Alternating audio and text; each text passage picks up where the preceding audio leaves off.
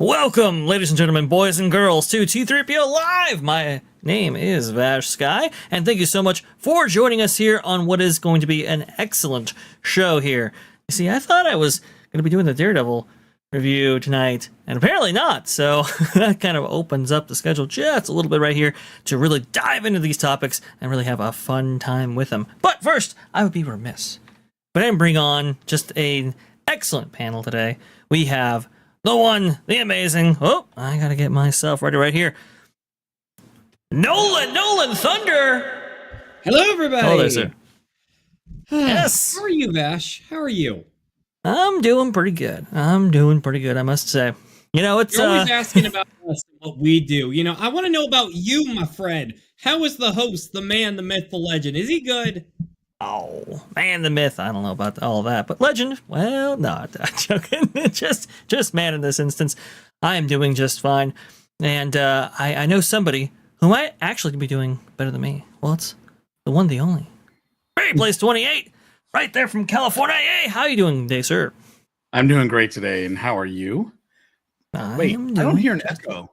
Oh, that was Nolan. Okay. We're gonna have Berry to do, like, Place 28! Wow, that was kind of amazing. You're reaching for the gods the way you do that. I feel about to see lightning strike down and kill us all. I need a lightning strike one right there, but no lightning strikes here. There's just the spirit of Walter Knott. Is that right, Barry? There we go. I like it. And Walt Disney. Yeah, well, I gotta have Walt Disney in there. He's always with us when it comes to this. And boy, oh boy, you know, I do wonder if he's rolling around in his grave, because if he was, he'd be rolling faster than a drill bit. I mean, it'd just be going around right there. I do not like anything that's going on. It's sad to say, but what isn't sad is Ruby Hoove coming in here with $2. Hit that like button and have a great one. Well, thank you so much, Ruby Hoove. You have a great one as well. And hey, go ahead and follow the gal's advice. Go ahead and hit the like button if you are so inclined. Thank you. Always coming in there, right there. Well, it was a very eventful weekend, and as part of the weekend's festivities, Disney decided to put on a little presentation for all of us. That being their appearance at South by Southwest, actually. Oh, I know what, I should have had this slide pulled up, but I did not. So let me go ahead and pull it up right now to cover this topic properly. Here we go. Let me go ahead, present my screen. StreamYard, please. Don't. Just be nice today. Just be nice. I don't know if it gave... did you experience any problems, by the way, yesterday, Bob, on Park Streamer Singer? No, not at all. We didn't have any issues. Good. And hopefully some of those might have been resolved. But something that's not resolved, though, is the leadership over there at Disney. Here you go. The future of world building at Disney. This presentation provided by Josh D'Amaro, chairman of Disney Experiences, and Alan Bergman, co-chairman, Disney Entertainment, South by Southwest 2025. Now, this is interesting because Josh D'Amaro usually goes up there by himself, you see. And there's not much to talk about usually, you know. We've had the BDX droids, and yes, the BDX droids made a reappearance at this. Oh boy, oh man. I wasn't getting enough BDX in my life, but apparently we're going to now experience them at what? Tokyo Disneyland, is that right? Disneyland Paris and Walt Disney World? 3 more places where I'll never be able to see them. Bob, have you been able to see the BDX droids? I have. I've seen them in person. I think they're amazing. They're great. Look, I know that we've already seen them, and I'm glad to see that they're going to the other parks. But I think they did bring in a few extra things that we didn't know about them, including a brand new droid they're bringing in with a little character on top named Otto that's going to be fixing them. So that's really cool. So I think that while this was kind of, we've seen these before, there was a little bit of it sounds like they might try to start doing these free, let these droids do their free roaming, which would be kind of cool too, but we'll see. They did have a big part. Oh, go ahead. No, sorry. I was saying it took them long enough because these things are actually going to make Galaxy's Edge feel more alive. Because we know, like with Epic Universe, we have the How to Train Your Dragon animatronics coming up, and that's going to make the world, from what we've seen, feel very alive. So this is actually great news for Disney, in my opinion. Right. You know, not only. Oh, sorry. Go ahead, Vash. Well, please go ahead, Bob. I don't mean to. The thing I was going to say is that the only thing is that they only bring these out during Season of the Force. It's not like they're there all the time, and that's the problem that I have. I want them to be out more often. Now, I'm glad that they went back to the drawing board, create some more. They're going to put them out in the parks. They've done some new things with them. Great. But let's have that, expansive atmosphere. I was saying last night in the Park Streamers Hangout, it's great because now we've had Boba Fett and Mandalorian with Grogu. So that definitely is added instead of just seeing, Rey and Chewbacca and the Stormtroopers and Kylo Ren all the time. At least now we're starting to get some more characters to make it feel a little more alive. I think the droids coming out would be a lot better if they could do it all the time because these aren't, paid little actors. Oh, they are cute. I love them. They're cute, and I love the idea of seeing them in Star Wars Galaxy's Edge. The problem is I've been to Star Wars Galaxy's Edge multiple times since these have been introduced, and I've never once seen them. Hopefully, they do that free roaming, like you said there, Bob. Part of this presentation was dedicated, actually, a lot of it was dedicated to the BDX droids and how they are. They simulated like 1,000 of these and had them go through all these routines and figure out, problem solve, all this kind of stuff. And then I'm guessing, incorporated that data that one could almost call it machine learning into these BDX droids so that they can free roam in the actual parks themselves, which, great. Hopefully it actually happens this time because, man, I've been waiting to see these things myself. Let's see. They go into it. Yeah, there you go. There's that model right there of them going through those routines. And they did showcase like how they had to traverse different environments and so forth. And you can see them going through their obstacle courses right now and seeing how they hold up. I think maybe TPM Vids might have one of these following, but they're getting better, as you can see right there. Pushed around and stuff. Video you show there, Vash, it reminds me of Pikmin, if any of you have played that before. You have a bunch of little beings running around and stuff, and it's giving me some ideas of what they could do for Epic Universe with the Nintendo tie-in, but this is a step in the right direction. I wish this was coming off of successful Galaxy's Edge to where this could just be a great addition to something that was already great instead of a half-finished park. But I think this, like, if they could make this like an all-the-time ordeal, or maybe even have like some, like we have drone technology now, have some droids also hovering around, some on the ground, some in the air. It's going to bring a lot of life into this thing. So I'm all for this decision. Just do it more, do it better. I am for BDX droids. I'm for this technology to be included in the parks. But like I said before, I just want to be able to see it. We have a lot of promises provided by Imagineering. Very rarely do we actually see those fulfilled, I would say, especially with Star Wars Galaxy's Edge. I think that's like the biggest like kind of letdown, because we were promised all kinds of things and we only got very little of it. And yes, these BDX droids will add to the atmosphere of the land, which is sorely needed. But again, you know, it's like the Jitty Hops thing, right? That we saw at actually at a former South by Southwest presentation provided by Josh Tomorrow. Brings out this thing. Looks good. You know, it's like this Judy Hopps thing on roller skates or whatever. Looks awesome. Looks great. Fantastic. When are we going to see it? Never happens. So, but when I are we think going to get a droid stunt show at Galaxy's Edge? That's the real question. We don't see like these droids fighting each other with like chainsaws. Yeah, it's like rooster fighting, but BDX droids instead. No.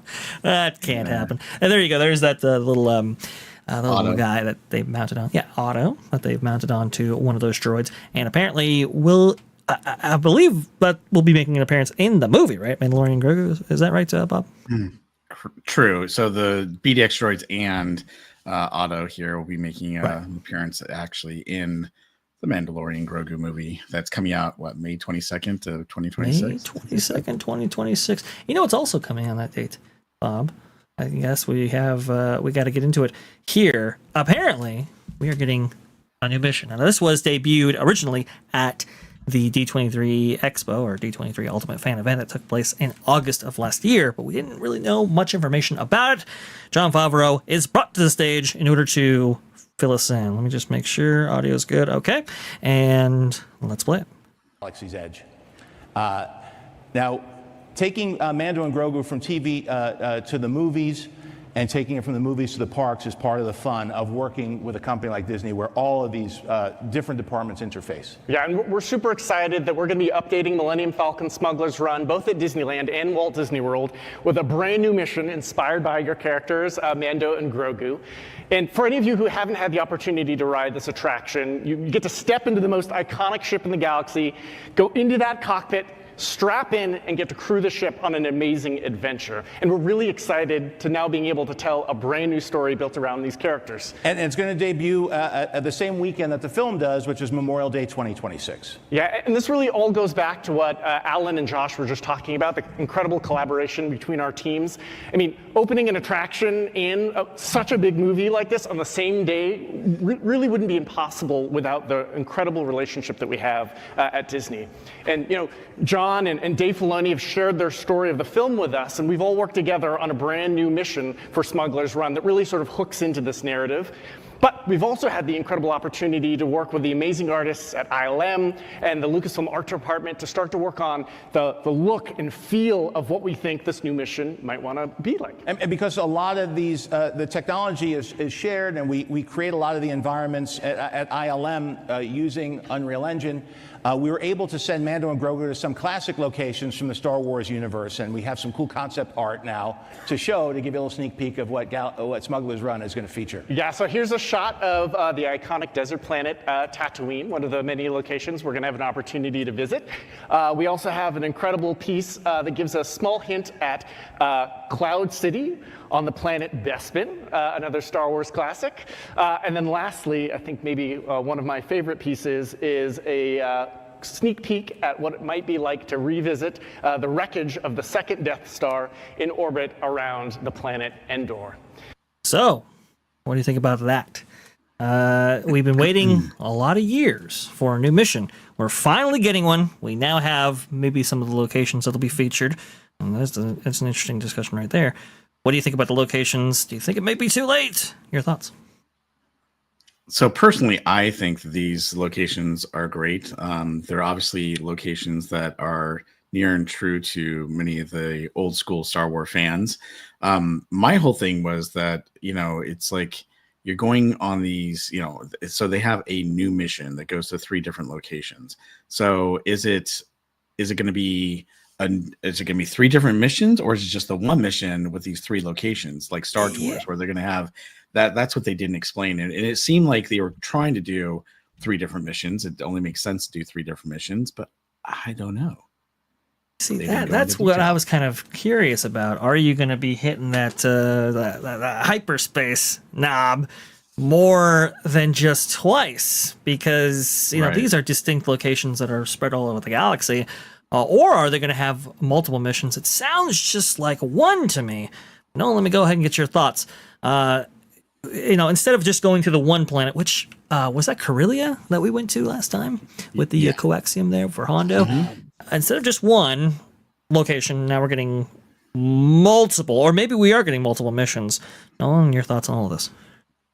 Yeah, we already have it. It's called Star Tours. The Legacy continues, whatever the sequel one was called. And by the way, side rant, not to tangent the whole conversation, the point here, but my last trip to Disney World, I went on Star Tours and I didn't get a single original trilogy or prequel thing. I got Kylo Ren. So coming off of Galaxy's Edge, it was just nothing but sequel trilogies. When you go to Galaxy's Edge and you don't see Darth Vader even once, I'm sorry, that is a failure. Anyways, rant aside, this is a bit more like it, because this is something I, would have liked from the get-go. I like that I actually know these locations. And I know some other Star Wars locations because I enjoyed the expanded stuff. Like, I love Rex's Prime, Ren Var, Thule, a lot of the more obscure Star Wars planets, because I think the planets are some of the greatest characters, so to speak, in Star Wars. And having iconic ones like Bespin, this could be incredible. But I can't help but feel extremely disappointed, because I don't want to just keep throwing dirt upon dirt at Disney and Lucasfilm, because we've been clamoring for this. So I want to celebrate this. I really, really do, guys. But when I see this, I'm like, oh man, wouldn't this be so cool if this was a ride more like Soarin', where you got to see all the clouds going around you, you got the John Williams soundtrack going, or you're showing like the Sandcrawler, and I'm like, oh, wouldn't that be so cool to see in person? Like, you climb up into it and stuff like that. This is for a subpar ride built within an amazing recreation of the Millennium Falcon, where you're basically just pushing buttons constantly. It's like a bunch of old people at a gambling center, where they're just constantly pushing the slot machine and such. It's not all that. And I'll say it's a step in the right direction as a possible, temporary fix while they hopefully try to revamp Galaxy's Edge and have something new to celebrate. I think these robots and stuff, these are all nice small additions for a hopefully bigger relaunch. Will they allocate the budget for that, and will they go all in? Well, that is to be seen still. But you know what? I'll give them credit. The robots are great. This, better. That's the best I can say. It's better, and I'll give it that. Well, here's what. No. Real fast, Bob. Real fast, Bob. What you're seeing right now on screen is the from the Imagineering video that they just recently put out over there on the Walt Disney Imagineering YouTube channel, showing the technology for this ride. Very impressive technology. I just don't think the experience comes together as well as maybe envisioned. But go ahead, Bob, please. So what I thought was interesting is, when this ride was originally going to come out in 2019, we were promised that we were going to get 3 different missions to choose from, and it was going to be, all different, really cool. And then we ended up with one mission that has been around forever. And while it is a fun mission, I think it's going to be better, because we're coming out with a new mission, or maybe 3. It'd be great if they came out with 3. Now, they still apparently have the other 2 missions that they created. They just never released them. And I think it'd be great if they actually did that. What if they, released some of those other missions? However, one of those other missions, they could have tweaked, because it was based on going to the, Death Star. So maybe they've, changed it to the wreckage of the second Death Star, and who knows? Maybe they're doing something like that. But I would say that, this is desperately needed for a long time. And I think people are really kind of getting tired of the same mission over and over and over. And it is fun, and it is interactive. And who knows, maybe they are trying to make it a little more interactive, because you're having to go to different locations. But how it's going to fall into the story, because the thing is, right now the story is very easy. It's oh, we got to go to Corellia, we got to pick up the coaxium, we have a second chance to pick up another coaxium, and we end the mission. This one, it's like, okay, we're gonna go Tatooine, then we got to go Bespin, then we got to go over to how does that all connect? It doesn't make sense to me that they're gonna be able to do that in such a short period of time unless they do it like a Star Tours type thing. And so I'm really hoping it's not like that, and it's more of a, hey, we've got one mission to go into Tatooine or to Bespin or to the wreckage of the Death Star to complete something. And so I really hope it's more than just one. However, you never know how it'll be. Maybe it'll be kind of cool once we see it all together, but we have to wait a whole nother year. And that's the other thing. They had promised us this, but wait, that Bob, it was coming out. It's only one more season. Sorry. I had to It's only Star one Wars. That's right. Sorry. I know. Well, that's what you said last season. All right. But the thing is that they had promised us that this was going to come out this year, and suddenly it's like we are bringing out for next year to coincide with the movie. It's like, okay, great. We have to wait in a whole nother year. Yeah. So whole nother season. I think it's really disappointing that they are waiting that long to bring this out. I think this is 5 years overdue. Let's be honest here. I think the attraction kind of has run its course there. Theme Park Wizard, I see you in the chat. Actually, we're getting tired of this ride. I do think that's the general sentiment amongst the general populace for this attraction. As cool as it is, like the technology behind this, and they showcase a lot of this, which is very, very cool on this Imagineering special. It is actually very impressive. I see somebody, Stealth Vulture, has anyone ridden Smugglers Run noticed the game engine briefly hanging or dropping frames? There's actually, I believe, 8 Quadro NVIDIA graphics cards for each one of these pods that you enter into, and they describe it. So you have 4 carousels, each one of them with 7 pods, and that's what we've got 28 pods total with that multiplication right there. And then we have 2 pods on each side, or 1 pod each on each side of the whole experience in order to provide for disability access. So you have like 30 pods right there, all working actively in order to provide you this experience.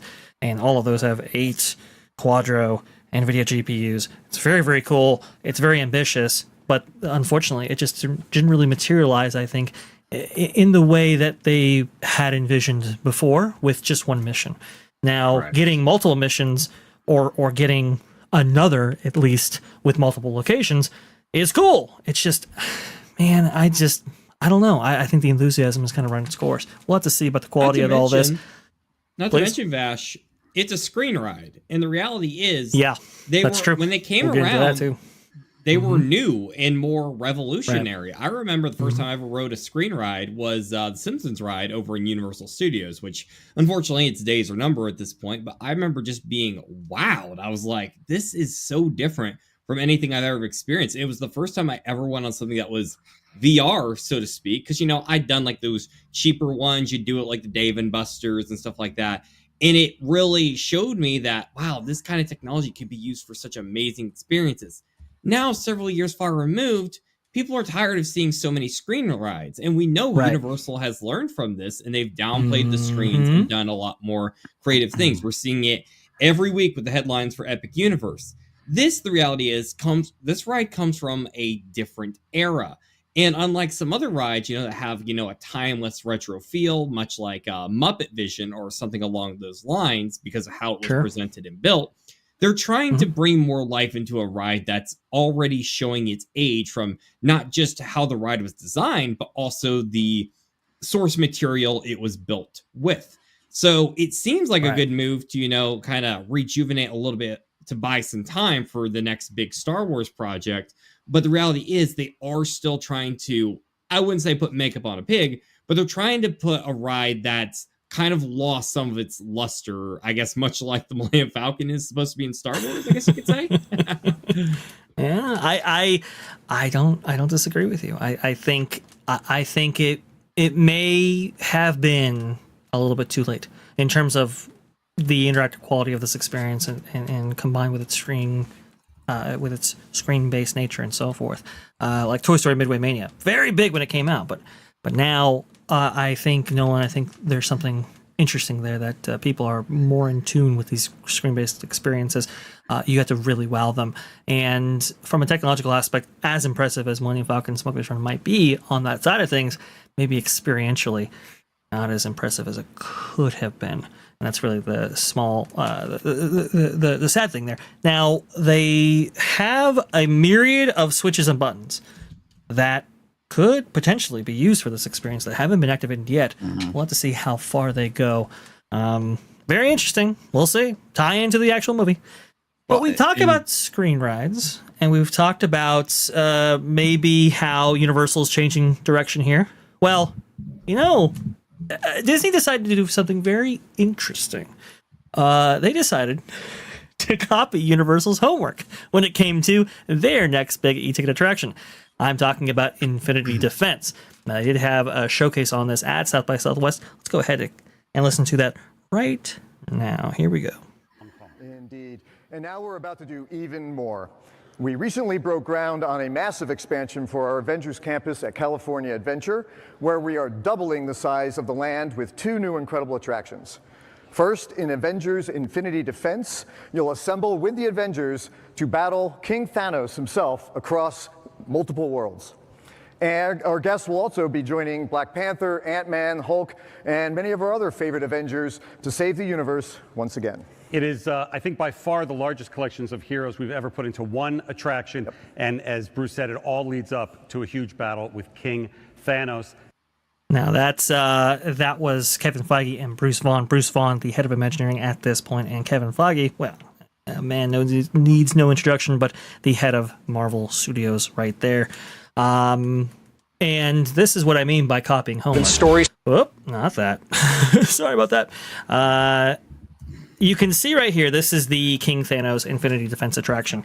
Does that look at all familiar to you, Dolan? Kind of looks like the Harry Potter ride a little bit. Well, not quite. It looks more like maybe Spider-Man. Spider-Man. Islands of Adventure. I get you. I was looking at the setup for the ride. I get what you mean now. Right.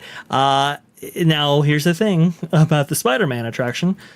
That debuted to great fanfares, one of the best attractions ever created by far. In the 1990s. 25 years ago. A quarter of a century ago. Yes, let me just get that right. A quarter of a century ago, Universal debuted a screen-based ride with 3D goggles while using a kind of swoop vehicle with the original Spider-Man. So why on earth are we getting a Marvel attraction with a swoop-like vehicle going through a screen-based attraction with 3D goggles? Why are we doing this? I think this had a lot of people very, very disappointed. You can see right here, actually, let me go ahead and get this on the screen. You can see just how similar this setup is and configuration is to, well, what already exists at Islands of Adventure right now. Bob! This is what we're getting for the Marvel e-ticket. We've been talking about this ride for Marvel for like 10 years now, and this is what it is. Disappointed, or are you excited? No, I'm disappointed because I think that it should be a different type of ride. I'm tired of the screen rides, and the thing is, I love Spider-Man the ride. I love Transformers the ride, but these have already been done. Why aren't we doing something new and different? I think the problem is that they have a limited. Well, they're expanding land twice as big, right? But the thing is, you're not going to really notice it because everything's built behind the walls that you see right now. So the land's going to look exactly the same size. You're going to see, you're going to see the front of the ride, entrance, for both attractions, and it'll look cool, but it's not going to make the size of the park seem a whole lot bigger. And then on top of that, we're getting, just a rehashed ride. But not just one, we're getting 2 rehashed rides. I know we're going to get to the next one here in a moment, but to me, it's like, hey, let's add something to the park. We need to expand this. People aren't really happy with Avengers Campus, so we'll make it twice as big, and we're going to do this to maximize the size. And, well, we'll give them 2 attractions, but they're going to be rehashed technology. But we're going to do it better and different. No, you're not. Sorry. Oh, did I say that out loud? That was a quiet And it's part. not just to your point there, Bob. It's not just rehashed technology. As Vash was saying, 25 years here. When Spider-Man came out, it literally, Spider-Man hadn't even debuted in a movie yet. It was literally, you were seeing the comic books and the video games and the cartoons brought to life in this full 3D motion thing. Finally, it had better graphics than what you could get on the video game consoles at the time. There was a reason this was so iconic and so revolutionary. Heck, even it was only a few years removed off of Toy Story, which was like the first major CGI animation product. So everything here was just so groundbreaking and unique, much like what we're seeing with Epic Universe. I know I keep harping on Epic here, how cool it is, but this is a brand new thing linked to merchandise we've been seeing in Walmarts and stuff for the past decade. There's no flair to it. You might as well just be seeing like an AI prompt video. And I'm not trying to bash the Imagineers here, but you might as well just be seeing them insert, character designs we've already seen before, maybe slightly tweaked, and doing just something a little different with it. Where's the breath of fresh air? Where's the creative things? Because we've seen it for literally decades of doing new spins, no pun intended, with these superheroes. Why is everything just feel so cookie cutter and corporate? And I hate to take, a passion project to some of these people as corporate, but where is the love? Well, my other issue is we've already done this in the movies. We've already seen how they fight against King Thanos. So is this a totally different reality that they're doing? Is it something that, if they're just going to rehash what happened in the movies, been there, done that, who cares? Yes, you get to be part of the action, but to me, it's like there's nothing, like Nolan said, there's nothing new or exciting there. We need something new, fresh, and exciting. And the problem is right now, Avengers are not doing very well. They haven't even gotten to the next Avengers, movies or anything like that. And so I think they're like, well, we need to do something. And they came out with this idea years ago. Now, granted, COVID kind of shut things down and whatnot and postponed what they want to do. But I think it's so old now. It's like they should have just come out with something new and different instead of saying, okay, we're going to go ahead and roll with this. And to be honest with you, when at D23, when I saw that they showed the ride vehicles, I'm like, okay, big deal. They showed the ride vehicles. Yeah, they kind of look cool. But at the same time, it looks just like Spider-Man the ride or Transformers. So I'm not real impressed there. This is super disappointing for those of us who have been waiting on this for so long. I want to get into what we were going to get because like Bob pointed out right there very astutely, this was not the ride we were supposed to get so many years ago. We were supposed to get an entirely different attraction, and now we've slumped back and just copied Universal's homework here, which is very sad. I want to go ahead and bring somebody on first, though, before we get into that specific discussion. It is the one, the only Ron Bradley from Follow Bradley's Fun. Ron, we're bringing you. Go ahead. This is not the ride you're looking for. Yeah, exactly. No, it is not the ride we were looking for, that's for sure. Apparently, Ron, we're getting a Spider-Man adventure attraction from Islands of Adventure 25 years later. So there you go. That's the innovation or Marvel. But please, go ahead. Okay. Your thoughts. Alrighty then. No, I was okay. I haven't seen this one yet. I was on the Hondo Anaka story. I was going to come in as Hondo. Oh, you are going to have so many new experiences here on Millennium Falcon. This is Hondo. You are going to be in good hands today. Exactly. Yeah. No, I was. Yeah, it's these. This is not new. I mean, maybe this is a new. What is it? A new type of screen or something? I was going to comment before. There was a tremendously huge missed opportunity. Obviously, this is a Kathleen Kennedy thing when it came to the Star Wars, that whole experience. And it's kind of obvious if you think about Pandora and you think about the kind of ride that is in Pandora. What is an obvious technology that they could have put on Batuu that everyone would have loved, but unfortunately is from the prequel era, and that would have been pod races. Oh my gosh! Yeah, with the Pandora technology, the one that you go on the flight of passage. easy technology to just repeat that and do pod races over there, which they never referred to pod races in the sequel trilogy, but they probably still exist, and Batu is supposed to be on the outer rim, so it still could have fit. It still even could have fit with the time, but yeah, that's a whole other story. Well, you could have even gotten speeder bikes and so forth, and you could have done a lot with that technology and incorporated it, I think, very naturally into the Star Wars mythos right there. In fact, though, Ron, you might not know this, but... Well, I was going to say, okay, this is California Adventure and not France, right? No, not France. This is California Adventure. Are they just getting broken this in ground France on this, too, by the or way. are they just getting it in California Adventure? No, not this They point. have not announced it. I thought they were doing the Iron Man. They did do Iron Man in Paris, France. Are they doing the I Iron went Man on. thing It was too? No, those No, attractions not haven't for been announced for California. anywhere else but California Adventure. Hong Kong was supposed to get the Marvel e-ticket, but that might be off the table now. Go ahead, Bob. Oh yeah, I was just gonna say they turned Rock and Roll Coaster. I meant In the fact, that Iron whole Man, area. the new one. What's Well, that? we'll get to that, Ron. We'll get to that. Don't get ahead of the story Oh here. yeah. Okay. But All right, I'll all right. reserve my comments then. now, don't worry. I will make it worth it for you. I just want to go ahead and button up this point just a little bit because this wasn't the attraction we were supposed to get. This was the attraction we were supposed to get. Ah, yes. The original version of the Marvel e-ticket. How this would have worked was so cool. So, imagine getting onto a Star Speeder 3000 type vehicle, so like Star Tours, for example, right? You walk in, and it's in the form of a Quinjet. You're thinking, okay, pretty traditional experience. However, this time you have a 4-point harness, which is a little strange. Usually it's just a seatbelt. Well, you were going to be touring the Wakanda, and taking a look at the outer perimeter and so forth, and you notice that a battle has broken out, and the Avengers are not only fighting it, but they need your help to assist in this battle. And what was going to happen to your vehicle? Well, it was going to transform while you were actually sitting in your seats to either a Pandora Flight of Passage type experience or a Kuka arm experience.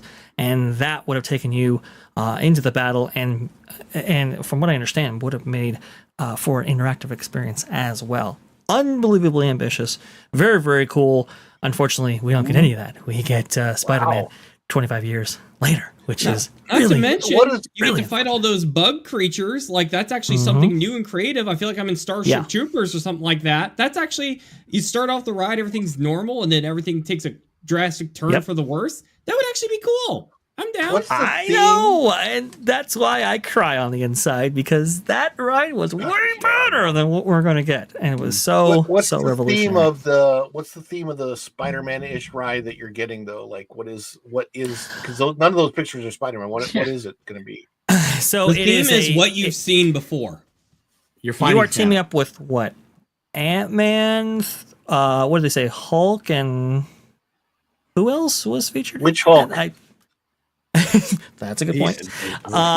You're going to team up with a couple of Avengers characters to fight King Thanos. I thought it That's was the going to most be Avengers characters they've ever had, so I thought they were including most of the Avengers from the movie into this ride. Why are we fighting heard- King Thanos? That doesn't make any sense. That was my point, Ron, is why are we fighting King Thanos? Why are we doing something we did before? The whole idea, like what Vash just shared with us, that was the original ride. That would have been amazing and cool. I mean, and while it may have been on a Kookaburra arm and kind of like the Harry Potter, it still would have been fun and amazing. And I think that would have been great. But instead, they said, hey, let's just do Spider-Man the ride. That'll be easier. And then we put the Kookaburra arms over here to, Stark Flight Labs. Here's a if question. They haven't filmed. Good. Go ahead. Well, I was just going to say, if they haven't filmed all of this yet, let me give them an idea. Okay, I'm going to give Disney an idea for at least the audience who's going to go on this. Give them the Marvel Avengers people fighting the ultimate Marvel villains. Kevin Feige, Bob Iger. As much as I would love to, as much as I would love to script writers. As much as I would love to chuck a car at Bob Iger. No, I'm kidding, panel. I'm kidding. Why not make this villain Doctor Doom? Because we're getting so close to Secret Wars here, And then Right. by the time the movie rolls around, you can do a small little update to the ride and change the presentation to make them look more like the Robert Downey Jr. version when we know when that design is finalized. They could do like a limited edition. Oh, this year it ties into Secret Wars. Why not actually use it as a way to promote the product? That's just marketing 101. This doesn't make any sense to me.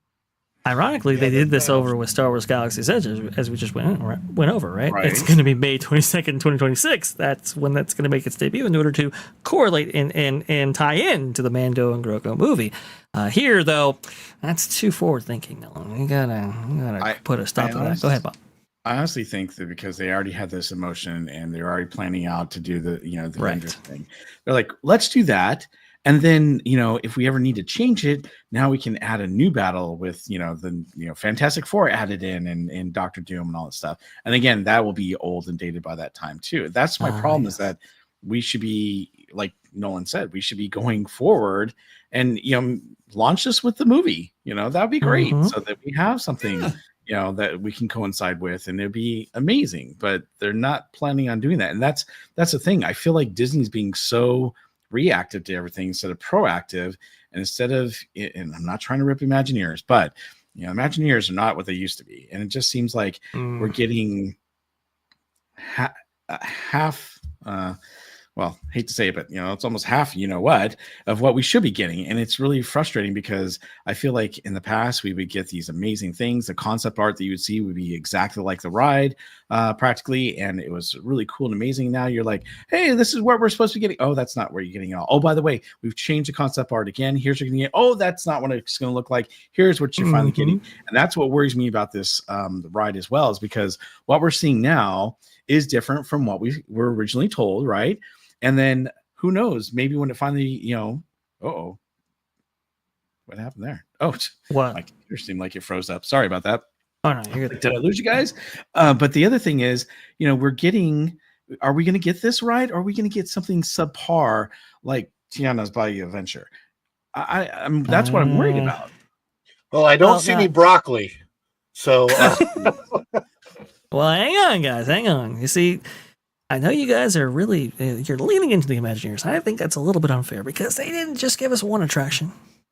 Gave us two, you see. They really expanded the attraction footprint here. Let's go ahead and talk about that too, because let's talk about what Jonas has lovingly called the paint shaker attraction. Here we go, folks. This is from this is not from South by Southwest. Actually, right after South by Southwest, they produced this. We call it Imagineering video. Let's ride, and let's hear what they have to say about this this Stark Flight Lab. We started this attraction thinking about how do we bring Tony Stark as inventor to life. What this is becoming is Stark Flight Lab. You get to experience flight through Tony Stark's robotic arm as flight test, essentially. To give guests the feeling of being recruits, seeing if they have what it takes to fly like an inventor.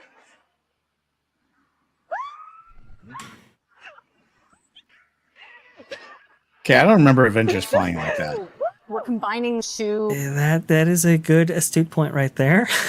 we'll get into this. Like ride the, systems that we've I went never on been this. flying before. Xavier attraction, because you're in the chair flying around. Like I kind of see that.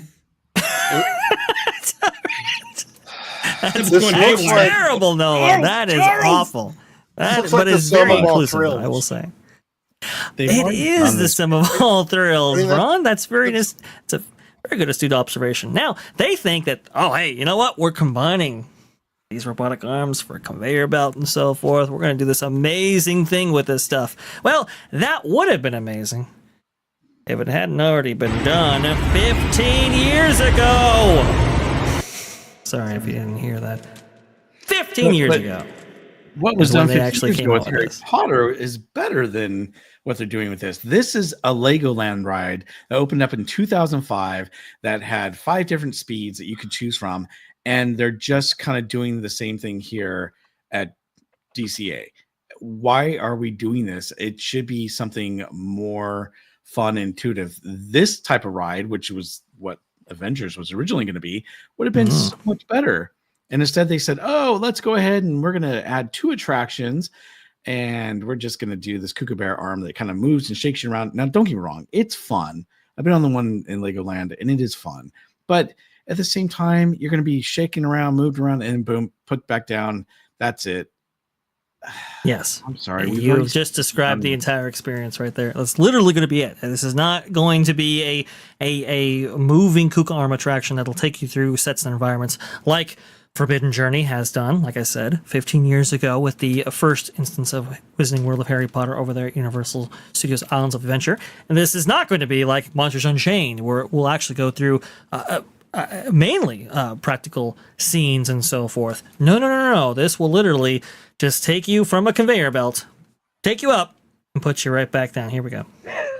We're combining 2 ride systems that we've never combined before. Behind me, this is our chassis that zooms up and down the track using linear synchronous motors. Transport system takes you into the lab. This allows you to align with the robot, decouple from that transport system, and then couple to the robot to experience the flight. That's kind of a 2-part experience on this attraction. Woo!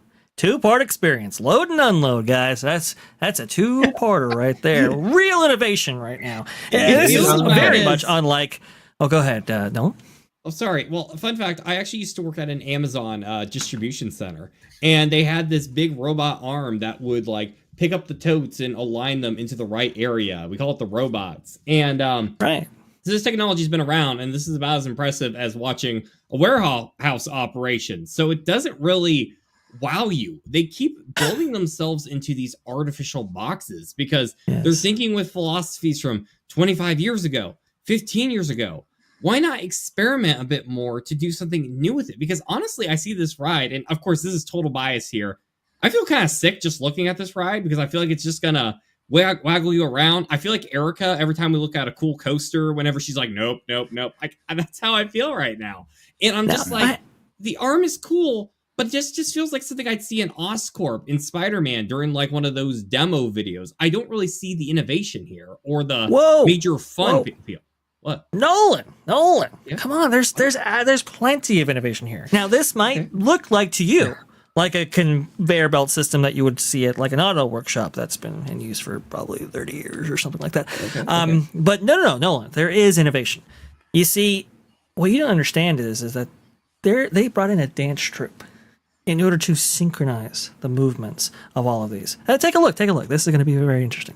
Transferring a vehicle from one system to the other is fascinating innovation. The big thing is safety. We need to have both of these things coupled at the same time so that they're safe to do the handoff before we can lift off the robot. And hopefully invisible on the creative end. We started there. That's been some of the evolution with this back and forth of how we want it to feel. We've actually said, instead of hiding it like we normally do, celebrate it. And it is very techy technology that's getting you from point A to point B. It's a very visible thing, so it makes sense to include as part of the experience. Instead of hiding it, we're just going to put it out in plain view so you can see everything, so we don't have to do more work. Together. They're going to be this big ensemble. As we started drawing this out, they really looked like a kick line of dancers. And we said, maybe we really treat these as a kick line of dancers. We can bring some of that personality in the same way that we think about bringing choreographers in and working with them on making these look fun to watch as well. They brought in a whole dance troupe. Gave them mops. I will give them and made them act out the scenes, and that's your innovation, Nolan. You see, you didn't expect that one, did you? That only Imagineering. I'm sorry. I guess they did have a card up the sleeve, an ace in the hole. I am so sorry to this ride because I do gotta admit, if you get some rave lights going and you start singing this thing to Hall & Oates, I might be all over that. But besides that. I guess I'm easily amused by dancing, but it kind of reminds me of the brooms in Fantasia a bit. I kind of wish they did that and made it Disney, instead of something generic robot arm, but okay. Yeah, Theme Park Casual was saying the same thing last night on our show, and he was like, really? Did you really need to bring the dancers in? What did they add to this ride or attraction? It makes no sense whatsoever. I'm so in agreement. And seriously, this looks dumb. I'm sorry to say it, but it looks terrible. Oh, man. Oh, we gotta bring some dancers for this new ride and attraction. Woo! So stupid. This is the dumbest thing I've ever seen. Look, I was giving Imagineering. There's Ron right there. Ron, you see, they didn't hire you, you see. It would have been so much more graceful. You see, I was giving the Imagineers the benefit of the doubt. I was like, okay, look. all right, Cook Arms, I guess you could use them in any way you can, or any way you want. There are attractions like this at other theme parks, so maybe we're getting 2 attractions, right, out of one small footprint. Maybe it'll be worth it. This just looks like the lamest thing that I've ever seen Imagineering do. And I've seen them do a lot of lazy and lackluster things, especially at Disney California Adventure with off-the-shelf rides and so forth. This is just really half-hearted. It's like you said, Bob. It's half, let's say, of what we should have gotten here. There was a great experience to be had here, and unfortunately, that's not what we're gonna get. I do see some people in chat, DEI and so forth. I mean, I don't think any reasonable, creative would have come up with this otherwise. I don't know. Maybe that's my close opinion. Ladies and gentlemen, coming to Disney Parks in 2026 is Dance Dance Revolution from the Wii. Exactly. I got to present a question to you, Vash. Instead of, there's been a lot of debate, all the channels, all the news outlets out there, and of course, across the beloved Disney fans across America, who want Disney to succeed. There's been a lot of concern, of how they're hiring on these Imagineers. Do they have the experience? Are they being brought on by merit? Are they being brought on because of DEI? I'd like to propose instead, let's bring on our Imagineers by their dance criteria. Let's see how well they can bust a funky move, and then that's going to get them the project. True inclusion. Figure great epic universe. No. Well, let's bring on somebody who I have not seen this personally, but I'm sure she can dance with the best of them. It is the one. It is the only. It is Erica from Erica and Rap. Erica, we're going over this Kuka Arm attraction right here. Does this look fun to you? Are you excited about Avengers Campus and, by extension, Disney California Adventures' brand newest ride coming out? So you guys can hear me, right? Yes. Yes, loud and clear. Okay. So to me, it's like the sum of all thrills just put into an attraction, which is what they had years ago. But also Universal has already been there, done that with this kind of ride system and technology. So Disney, as of late, they are a day late and $1 short. Like I said, guys, this is the behind the scenes of Forbidden Journey. Again, came out 15 years ago. Like Erica said, we've done this before. And in fact, we're not even going to just rest on our laurels with this version. No, we're going to do it again, this being Universal, with Monsters Unchained, which is going to just revolutionize the entire industry by the use of its practical effects and so forth. In the same year that's coming out, they debut whatever this monstrosity is with Iron Man. I mean, the thing about this attraction here is that Iron Man himself couldn't sell it. They had Robert Downey Jr. out for this thing, and I was not convinced that this was going to be a great, amazing attraction like they think it is. But I don't know. Well, perhaps here's the big issue with Iron Man trying to sell it. This is actually based off of something we saw in a movie in 2008.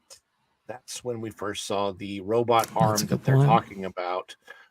This is how many years? I mean, I know that they just made a sequel to another movie that came out in 2008. They just made the immediate follow-up sequel to The Hulk, but with Thaddeus Ross's movie. They just broke ground now. It's going to be 3 years. I mean, you could be talking 20 years since Iron Man came out when this attraction actually opens. All I can say, look, this is probably going to be a fun ride. I'm not going to disparage that the experience of actually going on the ride will probably be a good time. What I am going to say is they're having a hard time keeping up with Universal and what's going on over there. And again, I know a lot of the Imagineers jumped ship and they went over to Universal Comcast. I don't know. It's just Disney. Again, Disney isn't the Disney that Disney used to be. I hate to say that. It's just not. We're not getting the creativity out of the Imagineers that they used to be. And I wanted to say this earlier on the Pro Show when we're talking about Imagineers. If you look at the Imagineering story on Disney Plus and you watch that, you look at that and you think, back then, okay, everything they did was about what is the guest experience going to be like? How can we make the guests feel like they're having this amazing experience, being part of a movie, being part of whatever. And I just feel like Imagineering today thinks first about themselves than they do about the guests. And they're not, they're not outside the box. They're not doing what they used to do in general. And it's a sad state because I really I'm rooting for Disney, for Imagineering to come back to where it once was, so that we have, the Imagineers of the past are celebrated like celebrities, right? Yes. Joe Rohde. Joe Rohde, you go to a Joe Rohde event, you're going to see people fanboying him right and left or fangirling him, whatever. Mm-hmm. And Bob Gurr, same thing. Who was I? I was Tony Baxter, Randy Tony Brown, Baxter. Eddie. I saw Tony Baxter at Epcot the other day, and the line, was reaching back. These guys, in their day, they were celebrities because of what they did. I don't hear any names in Imagineering that are living up to that today. That's all there is to it. I happen to agree with you. The days of yore when you used to have a really amazing talent there, Bruce Gordon, Claude Coates, John Hanch, these just go on. These are Mark Davis, everybody. They don't really have celebrity Imagineers anymore. And one of the reasons why is because, celebrity Imagineers, they have a little pole and they can put up a fight. We don't want that anymore. We just want to go ahead and put out our corporate product in peace. And I think that's kind of what what Imagineering has kind of become. And it's so sad because they used to be so revolutionary. They used to be so cutting edge. They used to be, they used to cut against the grain. The most prestigious design firm in the world. And yet, it's been neutered, so to speak. Over these for years. example, Really just a real quick example, okay? Great Imagineers could have redone the Great Movie Ride and made it something brand new and innovational and breathed a new life into the Great Movie Ride instead of replacing it with Mickey and Minnie's Runaway Railway, which there's nothing wrong with that ride other than I just don't think it belongs there when they had a huge space and animation courtyard that they have the launch bay for Star Wars now. It's there's not a whole lot that goes on in the Star Wars launch bay. Mickey and Minnie's Runaway Railway would have fit perfectly back there in animation courtyard. It's an animated movie. And then an update to the Great Movie Ride with all of the Fox properties that Disney just purchased. It to me, those types of things are no-brainers, and yet they where are the Imagineers on this stuff?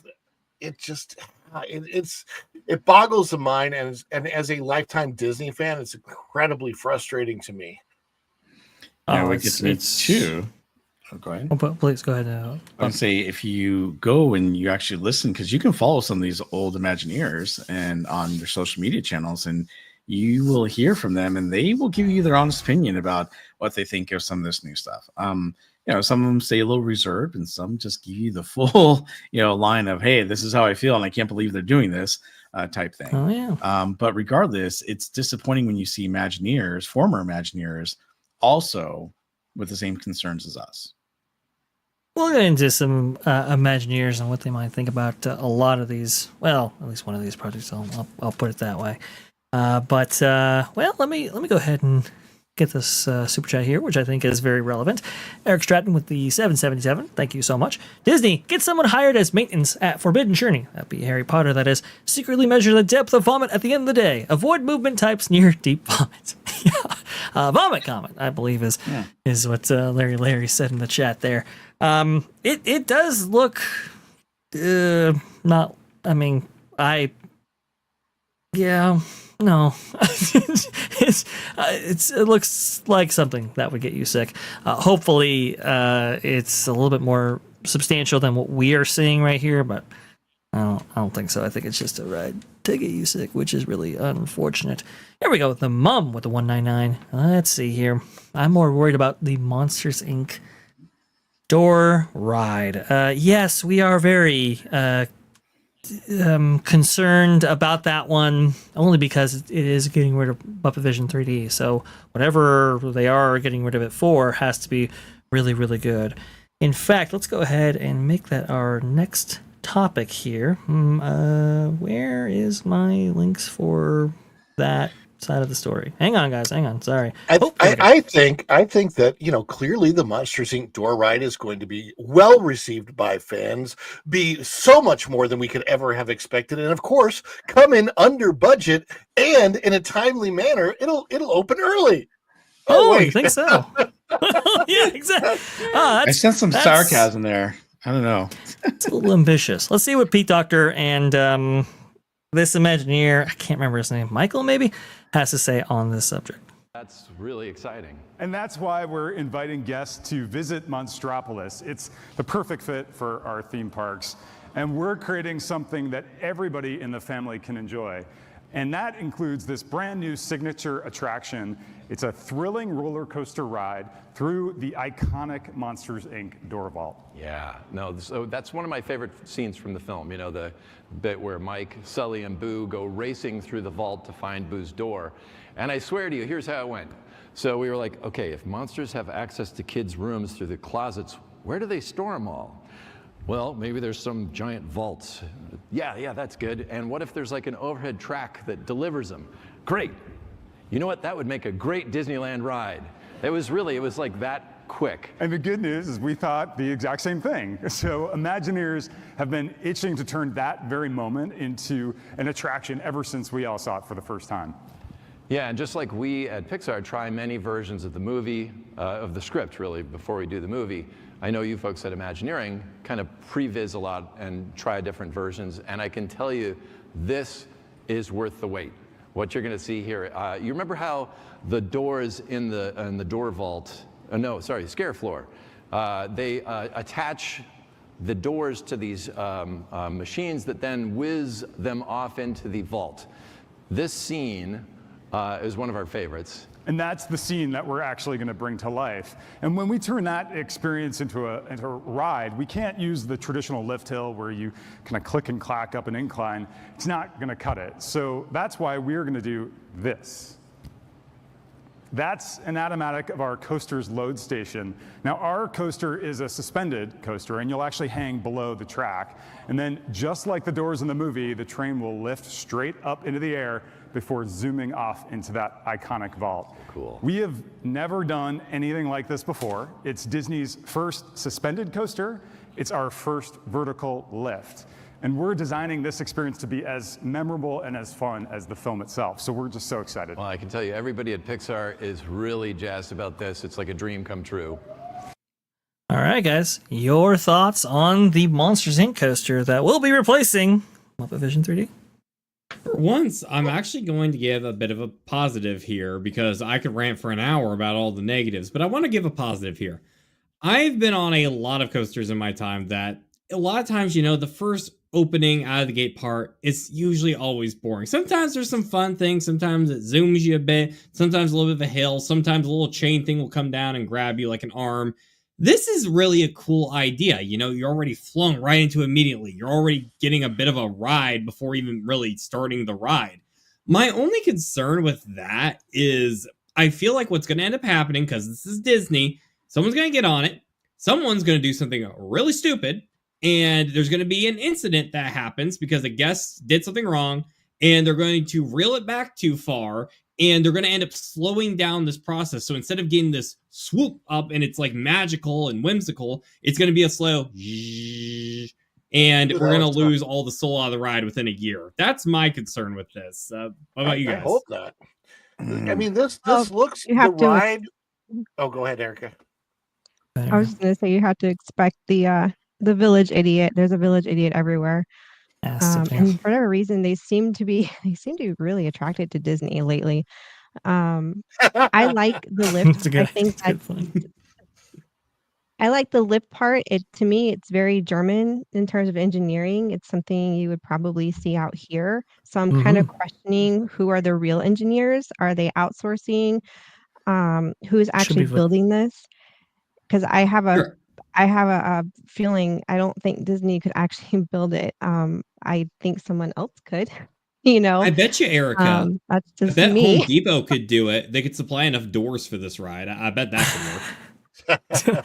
Now, my only pet peeve about it is whenever they say family rights, and this is also a negative towards Universal. This is just industry wide at this point, from where we are now, modern day, moving forward. I'm really seeing a lack of dark rides. The whole industry has really stopped doing dark rides. And my thing with that is, when you say the whole family, I'm thinking of the young family, that the mom with the infant and she's nursing, they're in that nursing stage. And, I remember going to Disney, and my mom, would take my little sister because she was a baby, and we could go on rides like People Mover and Small World and Peter Pan, because they were the slow rides and all of us could go, even my baby sister when she was a baby. You can't bring a baby onto something like this. So I don't see it as being this all-inclusive family attraction. At best, it'll be kids that they have to meet the height requirement, and that's gonna still separate the family, from the infant and toddlers won't be able to go on this. And I've noticed the language has changed in the industry, where family rides now consist of family coasters. And I'm like, well, no, I'm sorry. Family to me means the entire family of all ages. And I really wish the theme park industry would come back to incorporating more dark rides. I'm not saying that it should be overflowing with dark rides, but just enough to where you can have an escape in the air conditioning for a little bit and enjoy that story for those few minutes with, your kids. And I mean, from infant to teen, given that there's other things around the park to do for all other ages. My Xander, who is 12, almost 13 now, his very first ride he was 1 month old, and I was able to take him in my arms on the Little Mermaid, which is exactly what you're talking about, because everybody in the family, from a 1 month old all the way up to 99-year-old grandpa, can enjoy that together. This of course is very clearly not that. This is more like, hey, we're trying to the elderly. The elderly can't go on. My 70-year-old mom isn't going to go on that. No, this is, I mean, it looks fun, but you're right, it's not really a family, not a full family attraction. It's a narrowed down family attraction. The other thing is, I don't understand why they have to get rid of Muppets, Muppet Vision 3D for this, specifically because this isn't going where Muppet Vision 3D is. There's no reason why you couldn't actually build even all of Monstropolis could actually be built around Muppet Vision 3D, and you just leave Muppet Vision 3D where it is. Even if you took out the iconic Miss Piggy fountain and all of that, you could still leave Muppet Vision 3D as it is, because something's going to go in that building. The building is in the plans. Why not just leave Muppet Vision 3D alone and then go ahead and do this? They can do that. If I could bring something before we change topics here. You're talking, Erica, about how, the whole importance of, the family ride, how so many different ages get an opportunity to this. What I don't understand is this trend I feel like Disney has started doing here in the past few years, where they're like, because in the past, when you were making a roller coaster, this was aimed at, your teenagers, your older audiences. So the design of the ride reflected it. Take Rock and Roller Coaster.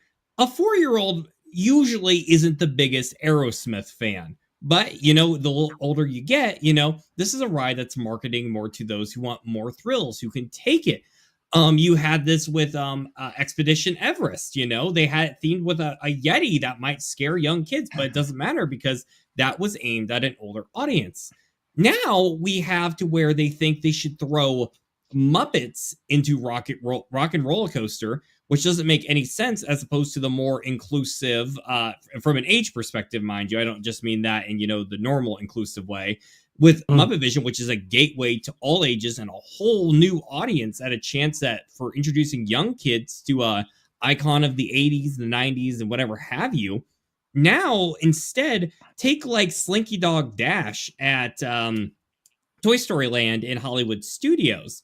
Now, instead, they're like, okay, we really want to push these family ride coasters onto the younger riders. So now you're not getting the best of anything. You're not getting a Muppet Vision to where, it's made to be a family attraction and it embraces it. It doesn't matter how old you are, but it nails what it does beautifully, making it one of the best attractions in America. Then when you have a roller coaster that goes all out, it's not trying to hold back by making it aimed at babies or something like that. You get some of the greatest roller coasters out there on the planet. Since you're stuck in this middle ground with like Slinky Dog Dash, I know this might be a hot take, I feel like you end up with more underwhelming rides that don't really cater to either audience, unless I'm wrong here. I never think Slinky Dog is not the best coaster in the world. It's okay, but it's I find it kind of meh. Agreed. So I will tell you guys, when they announced this, I was kind of excited to hear about this at D23, and then obviously at South by Southwest, this was the most promising thing I think they actually showed. And I'm going to go out on a limb here and be a little bit in the opposite direction. Look, we have plenty of family rides at the park, and this is still a family ride geared towards more teens and adults. I think it's going to be really, really cool. I'm excited because it's the first inverted coaster they're going to have. And if it's true, the way they're having this load situation here, it's going to be a fairly high capacity ride. You get 12 people per coaster.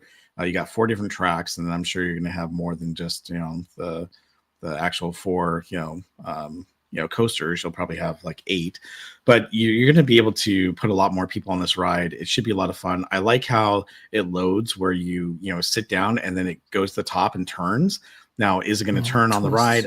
I'm not very twist. Yeah, I'm not so sure that it's going to twist and turn on the ride, but if they did, that would be kind of cool. I think that it's just something new and different that we haven't experienced at the parks as far as a ride system goes. So I'm excited about that. And I think if they do it right and what we're seeing is going to happen, then great. I just hope that, we're not going to get a half version of what, they told us, back at D23 4 years from now when it finally releases or whenever they happen to finally finish it. I do agree with you guys on the whole. Hey, did they really need to get rid of Muppets 3D?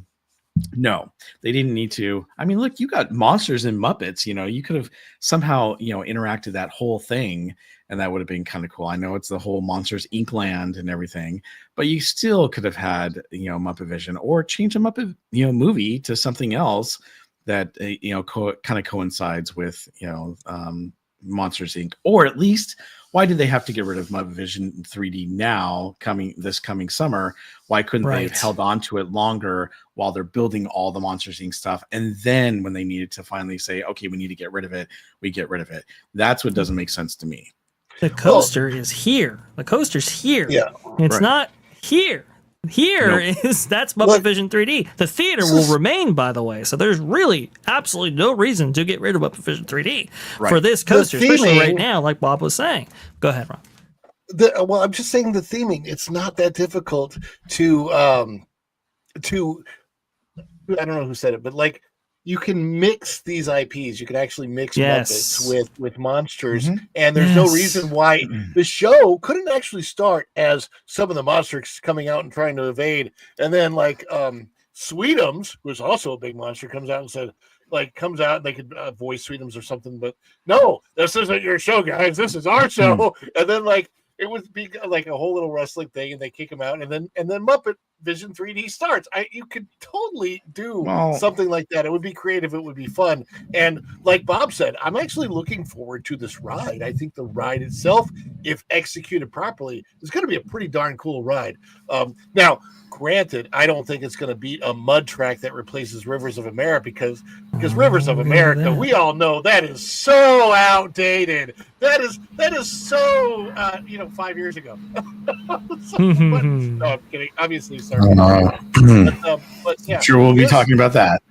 This definitely, I would 100% agree. This looks like the most promising thing that we are looking at now as far as Imagineering and new rides are concerned. And I love the idea of being able to enter the world of monsters and on a coaster like this, and some kind of a new thrill needs to happen. They need to expand Hollywood Studios, but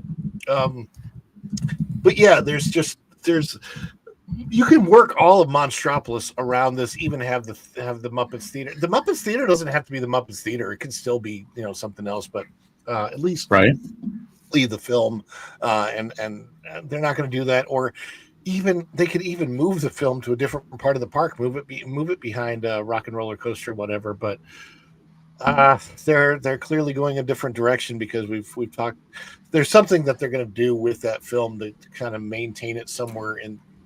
And I don't know how that's going to happen, but they did not talk about that at all at South by Southwest or their Imagineering promotional video that they put out after this. So that's a promise made by people who have broken promises for the last 5-6 years. So I have no idea what the hell is going to happen. But I will say a couple things. One is we were wondering about the manufacturer. It's going to be Vekoma, which usually is the manufacturer behind all of Disney's roller coasters, at least for the last, I would say 20-25 years or so. So it's going to be Vekoma. It's going to be like I said, a suspended or inverted coaster, first of its kind at a Disney park.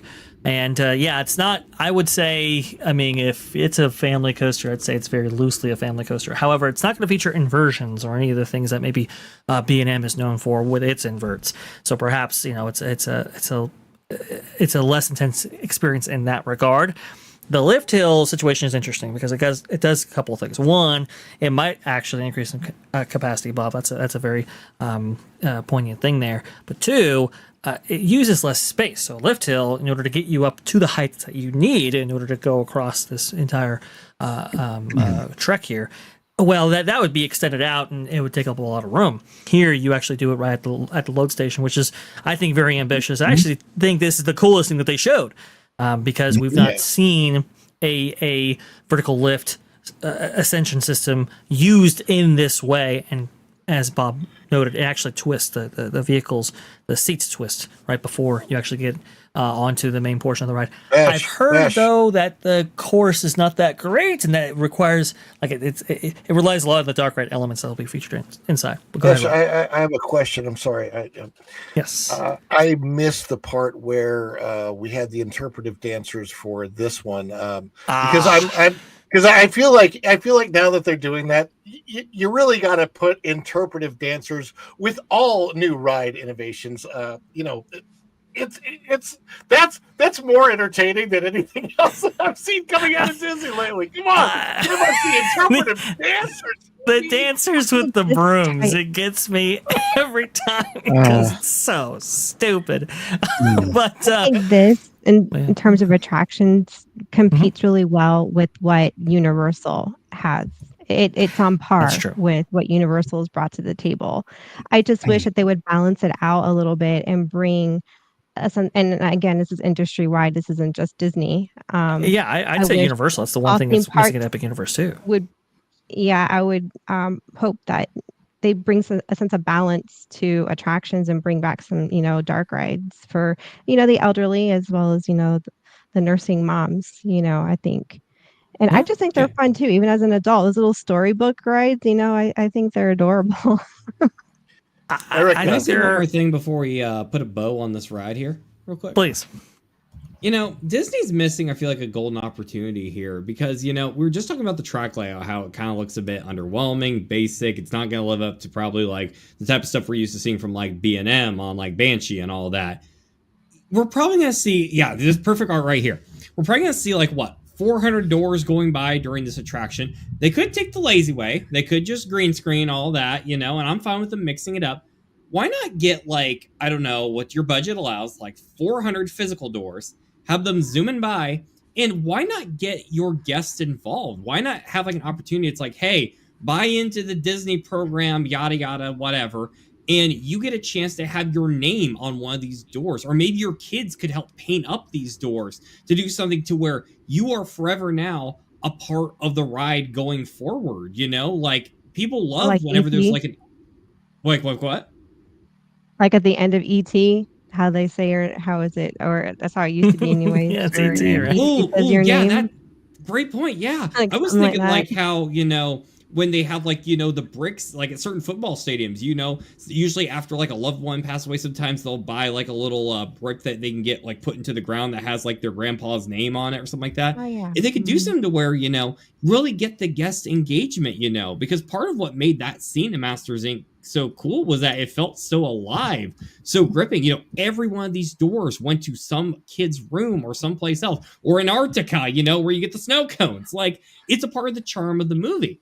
And they can't do the same thing Universal does. Lou has brought this up many times with the Villains Land. They're trying to out-scary Universal, and you're never going to beat, Dracula and the Creature from the Black Lagoon with the Disney monsters. That's not their thing. But if you did something different, really spice up the dark ride aspects to where it's not about necessarily the coaster experience. It's about the visuals around you. It's like Space Mountain or something like that. It's what gives it flair. And I feel like everyone is just holding their breath, hoping that Disney, this is kind of a cool idea. Don't screw it up, because we're already losing a beloved attraction. I just don't want to be on this thing and just be thinking about Kermit the Frog the whole time. Give me something magical that I want to recommend to people that feels like a worthy successor. I don't think they're going to do that. I think it'll be fine, considering it's Vekoma, and Vekoma's been around for years, and they've got a solid reputation. So I'm not really worried. I think it's going to go well. It'll be like one of those kind of Guardians of the Galaxy. It'll be that one hit. Okay, can we keep the momentum going? I get that. Yeah, I think it's going to be fine. I'm hoping it's going to be fine, I should say. Look, of all the stuff, I just mentioned this, but of all the stuff that they mentioned at South by Southwest, this was the one attraction that kind of, has me intrigued and has me hopeful that it will be, so much of what they're saying it's going to be like. And like Erica said, Vekoma has a great track record with coasters, and this is, the first time that Disney's actually doing the suspended one. So, like I said, it looks promising. I hope it stays true as it can be, and it's not going to be something like Tiana's, where it's like, oh, we had this budget and we were going to do this, but now we're going to do this. Oh, now we're going to do this, and this is what it turned out to be, and it's not so great. But if they do it like they're showing here, I think it's going to be fun, especially if you have characters, flying past you, like, Boo and Mike Wazowski and Sully, who, are racing, with Boo's door. I mean, that would be kind of cool and fun. I think this has the potential of being a really, really, really fantastic attraction. I just wish we weren't losing it at the expense of Muppet Vision 3D. We'll have to see how that whole thing goes, and what they actually end up doing. I will say, though, dark rides, big deal. That's one of the things that was really disappointing about Magic Kingdom, for example, as opposed to Disneyland. Disneyland has like 7 or 8 dark rides now. I mean, it's got a lot of them, if you include both parks, that is. But Magic Kingdom, I think it's only Peter Pan and Little Mermaid. Winnie the Peter Pooh, Pan, Little Mermaid. Winnie the Pooh, yeah. It's a Small World, Pirates, Haunted Mansion. Well, if you include those, a few. That's a whole different discussion right there. I was saying that the little dark rides, but if you want to include all dark rides, well, Disneyland's not to add insult to injury, but this being Disney, modern Disney now, it's really likely that one of these buildings over here on the left is probably going to be a brand new bar, and they're just going to call it like, just for the booze. Tagging in the monsters. That's not bad. And that's as I a say good that, idea, I know Ron. that sounds like That's a tongue good in cheek, idea. but that's the kind of thing that Disney is doing. They literally are putting a bar at Pirates. So I would not put it past them to put more alcohol which is it's just weird because that's so the opposite of anything Walt's ever wanted in his parks. So Yeah, it is totally the opposite of what Walt wanted. For some reason, my screen is like really messed up, so we're gonna have to forge ahead here. Let's see, Ronan, buddy, with the $4.99, is that showing up on screen? Is it up on did. screen? I did briefly. It is? Okay, it's up right now. Okay. All right, here we go. How much do you want to bet that Muppet Vision is going to be replaced by the full stage play of "Put That Thing Back Where It Came From" or "So Help Me"? It's a very distinct possibility, actually. Thank you so much for everybody. And with another $1.99, I believe that's up on screen, if I'm not mistaken. Let's see here. I can't read it at all. Yes, Lorraine said it best. Quote, "This is Soren on a track." Yeah, it definitely has those vibes when it goes vertically up in the air there. I do think it's really cool. But, I mean, if that's the only innovation you got, oh boy, I mean, we got big problems here. Let's see here. We have, I believe we covered that one already, and I think we are good. Let me see if I can. Is that still up on the screen, or is it gone now? Yep. It's up on the screen. It's gone now? Or is it still up? Nope, still up. I don't know. There. I can't see my screen, which is really frustrating. There we go. So, now we're good. I'm coming in blind, guys. I'm coming in blind. Okay, here we go. We had are we going to talk about Daredevil? Well, if we have time, but I think this is going to elicit a lot of reaction here. Here we go. Let's talk about. Before we get into this, I do apologize. I do have to drop. Oh, please. Okay. So, Nolan, where can the people find you on this great, big, beautiful web there? You can find me on my YouTube channel at Nolan Thunder. I do a video game, urban legend, hoax, documentary type series about video game mysteries and all sorts of internet craziness called Lost in the Files. It's a mix of B-movie horror, documentary, and comedy. So if that's something you like, please check me out at my YouTube channel. I do apologize having to bail so quick, but I have to run off to pick up my kitty cat. So it's a little urgent. So hey, the cats and the children and the families and everything. Well, that comes first, of course. So I hear a meow in there. That's really something.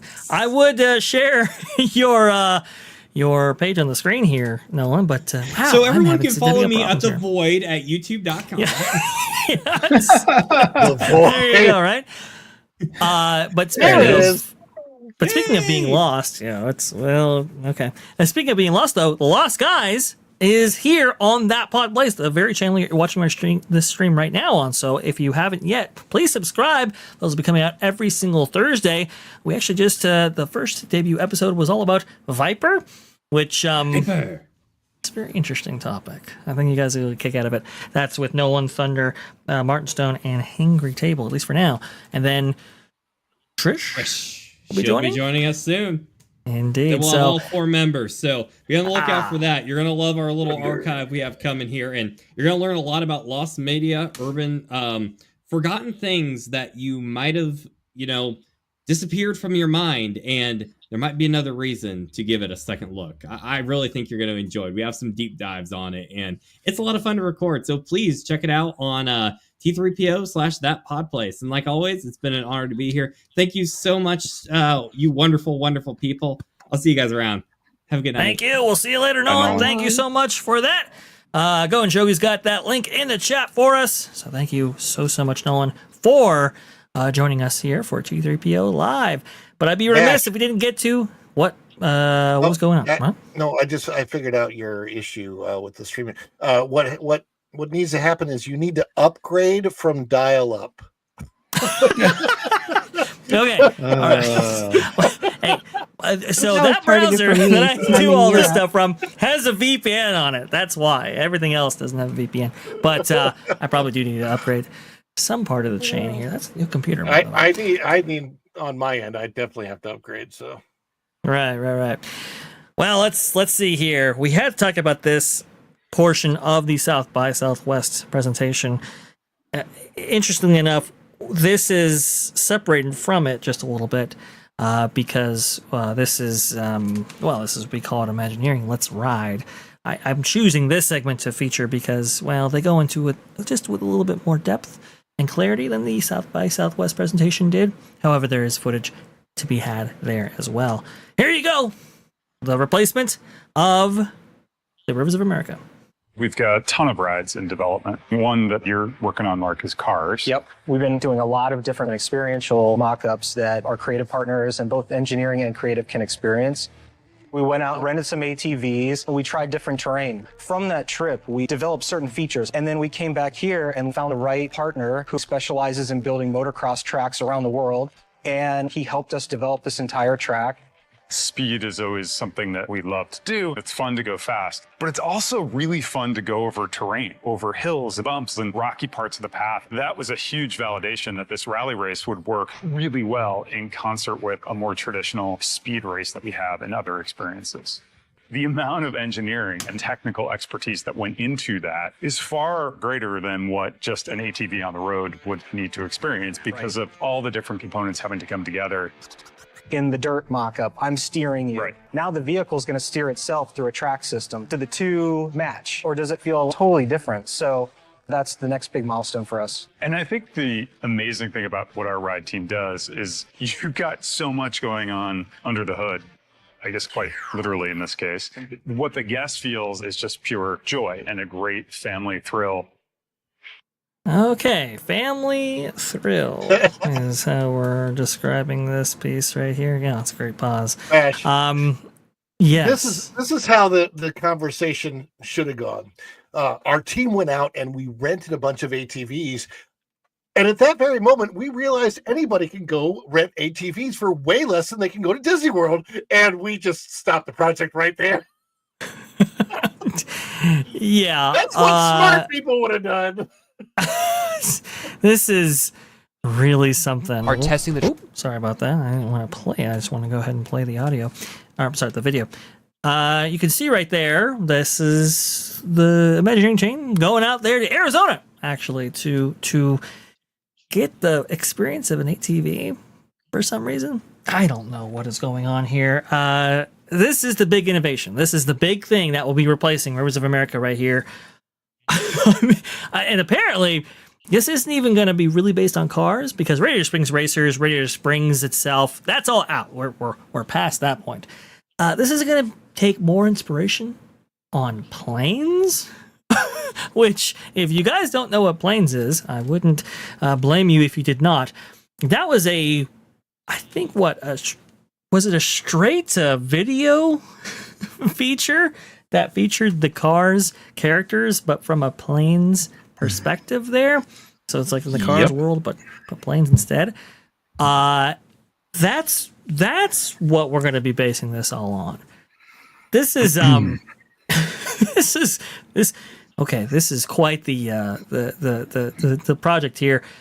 Guys, everybody, how do you feel about what we've been given here in terms of video footage, what they've featured?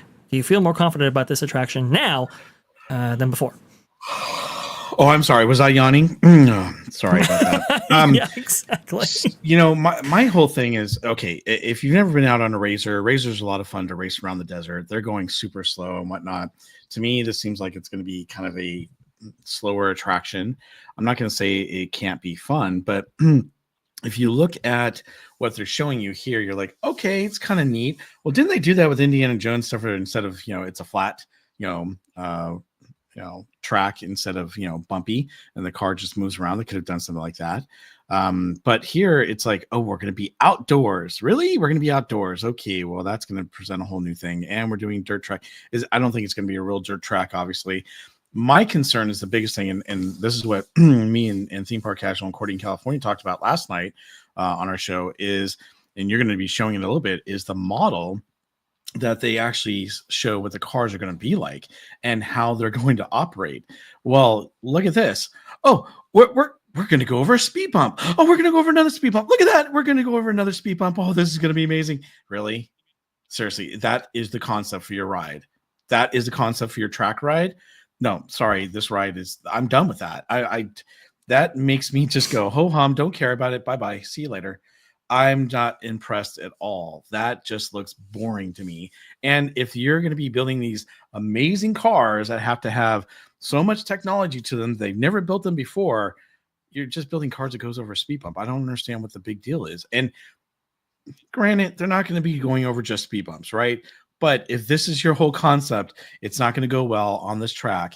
And I don't think it's going to equate to what they are trying to convey. And I, again, think it's going to be one of those attractions where it's like, hey, this is what we're going to do. Oh, we're going to change it a little bit. It's going to be more like this. Is this exciting to you guys? This is Indiana's Adventure. Again, a ride that came out 30 years ago. Right, but at least that one has a flat track where the car bounces around. This one, the car's bouncing around on, speed bumps. I'm sorry, but I don't know about you. I hate going over speed bumps. They're boring. Yeah, so do I. So my question is, how is this going to work outdoors in Florida with the moisture and the rain?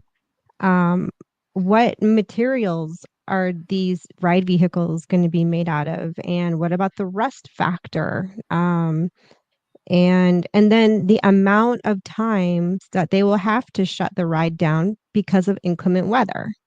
Yep.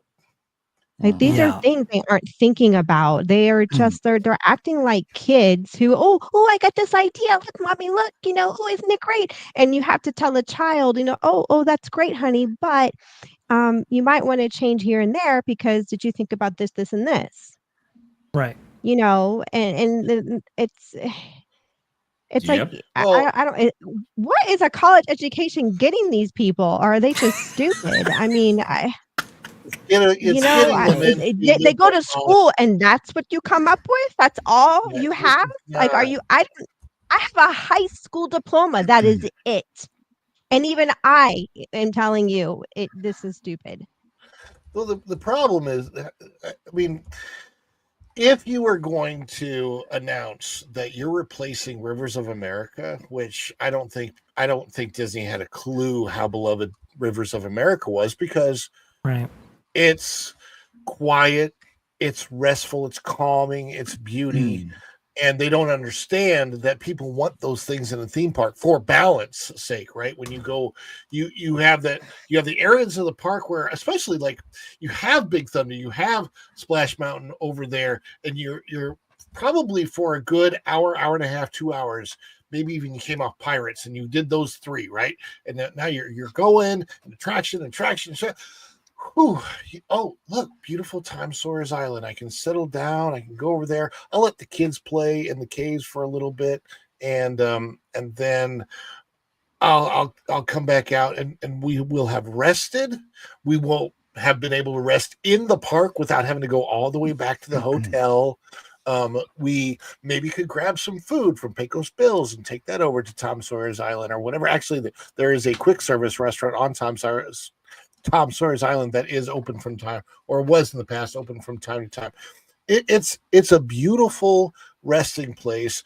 If you're going to replace Rivers of America, give us something that's worth doing it. This is not worth doing that. This looks like, I'll be honest with you, this looks like any go-kart track type of attraction. I would rather see Disney add this on the outside of a park somewhere where you pay $20 per person to go on these like go-kart rides one time around the track. But it's cars themed and it goes over speed bumps. I'd rather see that, because if you know Disney World, of course, you know that they do have like a couple of different miniature golf courses. You could put a go-kart cars themed go-kart course on the outside of a park. And hey, it's still monetized. You're still making your money, Disney. You're not ruining Rivers of America to give us an ATV track. People can go anywhere. From where I live, if I drive about a mile down from my house and take a left, there's a field. And every Saturday, there's people driving ATVs in that field. And it's right around the corner from my house. There's no reason to put this in. I don't even think there's a reason to put it in Walt Disney World. Certainly not the Magic Kingdom. That Magic Kingdom, this is not where that belongs, and not in Frontierland. I don't know what they're thinking here. I really don't. Because Rivers of America is so beloved, and it creates such an atmosphere for that park. And what is it? Disney parks themselves even put out a tweet back in 2019 of, I believe April around that time, talking about how personal of a connection Rivers of America was, Tom Sawyer's Island, included in that, to Walt Disney, because he designed it himself. And that was a legacy and tradition that was carried on with the creation of the Magic Kingdom itself. In fact, actually, I want to go ahead and play this video in the background because I think this is super, super awesome. I forget who actually put this video up. Let me just see right here. It is Imagineer Jim on Twitter. Just a fantastic piece, and you can look and you can see right here quotes from Walt Disney talking about Magic Kingdom and the Rivers of America and so forth, and the importance of water to be in this park right here. It is so cool, and yet we're going to lose all of this for what is, like Ron beautifully pointed out, an ATV type experience that you can find not even just outside the proximity of Orlando, Florida, but you can find this outside of any major city in the United States. In fact, the Imagineers went to Arizona in order to do research. What does that tell you? You can get these experiences in so many different places. And yeah, okay, we're going to have the Cars characters and the Cars brand and so forth.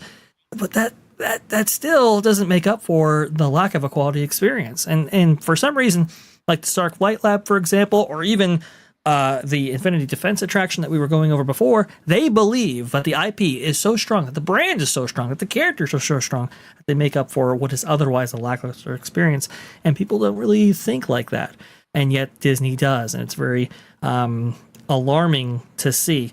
You just can't replace this with Cars. You just really can't. I think that's why the outrage has been so strong for this. Yes, apparently Planes did come out in theaters. It accrued, $240 million at the box office, which I didn't know it was that much, especially with a $50 million budget. So there you go. That's something. I know it was being developed at Pixar, and they moved it from Pixar to Disney Toons, if I'm not mistaken. And that was a studio that they had created for the purpose of direct-to-video movies and so forth. So that's an interesting little thing right there. The other thing, too, that I wanted to point out was we might have a compromise in this situation, ladies and gentlemen. I propose to you we keep Rivers of America and Liberty Bell, and if you do have to have a Cars type inclusion there, well, here you go. What about this? It's gonna work. I saw this. Well, that fits the Cars universe and Planes universe. Oh, geez. Ships, coming soon to you, Rivers of America. Go ahead, Bob. There's other ways of handling this and doing this. And did you see the post that Eddie Soto had put out regarding his? He just took his iPad out and just kind of put something together on how he thought you could keep Cars Land and Villains Land and Rivers of America by redoing it. And it's amazing. And I sent it to you in the private chat in case you wanted to access it real quick. But yes. I think it's pretty cool because, he's not doing this to get hired, and he's not doing this, other than to show, hey, we can actually do something that works. Oh, there you go. It's on that Park Place as well. But that's the thing, is that if you look at his concept, it's actually a pretty cool concept. Now, granted, like Theme Park Casual was talking last night, it would cost millions and millions of dollars, and I don't think it's something they're going to put money into. But if you look, everything in blue is Rivers of America reimagined, right? So you could actually have it reimagined even with canoes, as you can see, because the green line there is actually the canoes that can actually go around the river, which is great. You can see if you scroll up just a little bit there in the yellow where the Cars Land can go now, that's where the Rivers of America would used to be. But they can build the cars there, and then everything in purple is the Villains Land. So there's still so much they could do without having to, get rid of the actual Rivers of America. And again, I know it probably costs a lot of money, but this is how they could actually do it and save Rivers of America, and at the same time include the canoes and keep all the lands and still have this great area. And think about it. Now you got Rivers of America that goes around, Big Thunder Mountain, which is great, and it fits that way. I mean, Big Thunder Mountain's on the island over at Disneyland Paris, right? And you still have cars that can be incorporated off to the side that will coincide with the Rivers of America. It just all coexists with each other. Instead of, hey, we're just going to get Rivers of America, we're going to throw in cars. It doesn't look like it really goes with Big Thunder Mountain, but we're going to do it anyhow. And here we go. This would be great. I mean, I think this would be phenomenal. It actually turns Big Thunder into kind of a pseudo Disneyland Paris type setup, where it's kind of on an island, in which that's the current configuration for Disneyland Paris' Big Thunder, which is really, really awesome. But there was a way to save all of this. There was a way to provide you all of this. But here's the thing: see, not only would that take an enormous amount of money, Bob, but you'd still have the same problems that they had before, which was, well, we don't want to maintain something like the Liberty Bell or Rivers of America anymore. And we want to reduce those operating costs. And, maintenance is going to be worse on the cars attraction. There's no way it's not. Well, of course it is. Of course it is. But here's the thing: we can sell Lightning Lane to offset those things. You see, direct ROI right there. It's, you see, in the minds of an executive, they're having it all. On a spreadsheet, they're having it all. In concept or in concept from creatives, this is how you have it all. But again, that's where reality and the experiential nature of it from a guest perspective differs from maybe an operational perspective of all these things. Sorry, go ahead. I feel like, I was just going to say, with everything that you just said, Vash, I still feel like there's one. It feels to me, as a fan of Walt Disney himself, that the biggest reason they're doing this is to try and erase the legacy of Walt. This is a concept that Walt had as early on as when the initial Disneyland park was going to be in Burbank, across from the studios. Okay. He wanted Rivers of America and an island, even in that park. He designed Tom Sawyer's Island himself. This is all Rivers of America and Tom Sawyer's Island and the Liberty Bell are Walt Disney. They are his legacy. They make the Magic Kingdom part of who Walt is and everything about him. Taking this away it goes a long way to killing Walt's legacy. And it certainly feels like that was a major consideration. Maybe I'm wrong. Okay. But that's what it feels like to somebody who has really, really loved Walt Disney and his legacy for my entire life. It's about, it goes so much deeper. And I just think there's a spirit to the park, Magic Kingdom. And these Rivers of America are a huge part of that spirit. It's something that if you're very much looking at the superficial, you wouldn't notice. If you just go, okay, you know what? There's not a lot of people going there. Let's erase that and we'll put something in and we'll make lightning lanes and we'll make money off of it. If you just do it on that level, yeah, you're not going to care. But if you experience the almost like a it's not like a cultist or anything, but like a spiritual feeling. I don't know how to put it. Like it's not on that level, obviously, but there's just something about it. It's, they talk about the pixie dust, they talk about the magic. There is a feeling of Walt when you go there that I think is going to be really, really removed if you get rid of Rivers of America.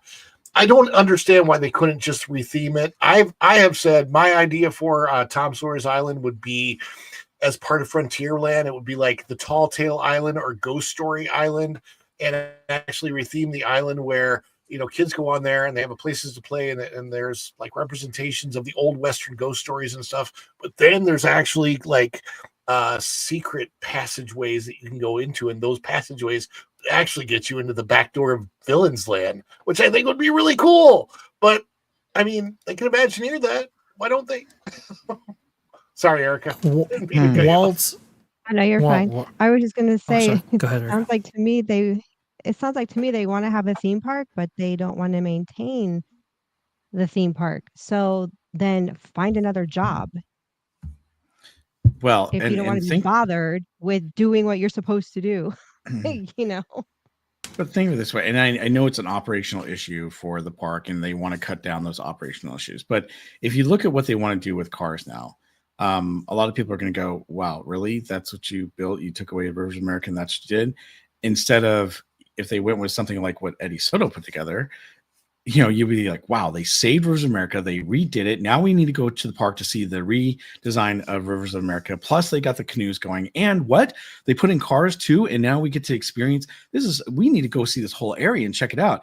Instead, it's going to be like, hey, come see cars. And people are going to go, oh, wow. Okay. That's what they did over here. Oh, really wish they kept Rivers of America. All right, fine.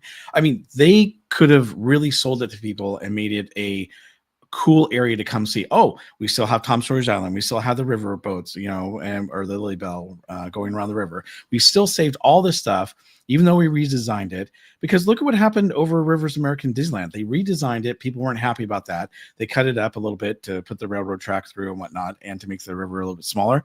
But they still kept it intact, and they still worked, and everyone loves it. So they could have done the same thing. Well, they could still do the same thing. I just don't see it happening, obviously. But it's disappointing because I think Disney is not looking at what they could do to sell that area in that park. I think if they had done something like that, they would wow people and go, whoa, we need to go check this out. Now it's going to be like, oh, okay, they got a new Cars Land. And when people are disappointed by Cars, this whole new rally area, they're going to be like, oh, okay, well, it's kind of cool, but it's not great.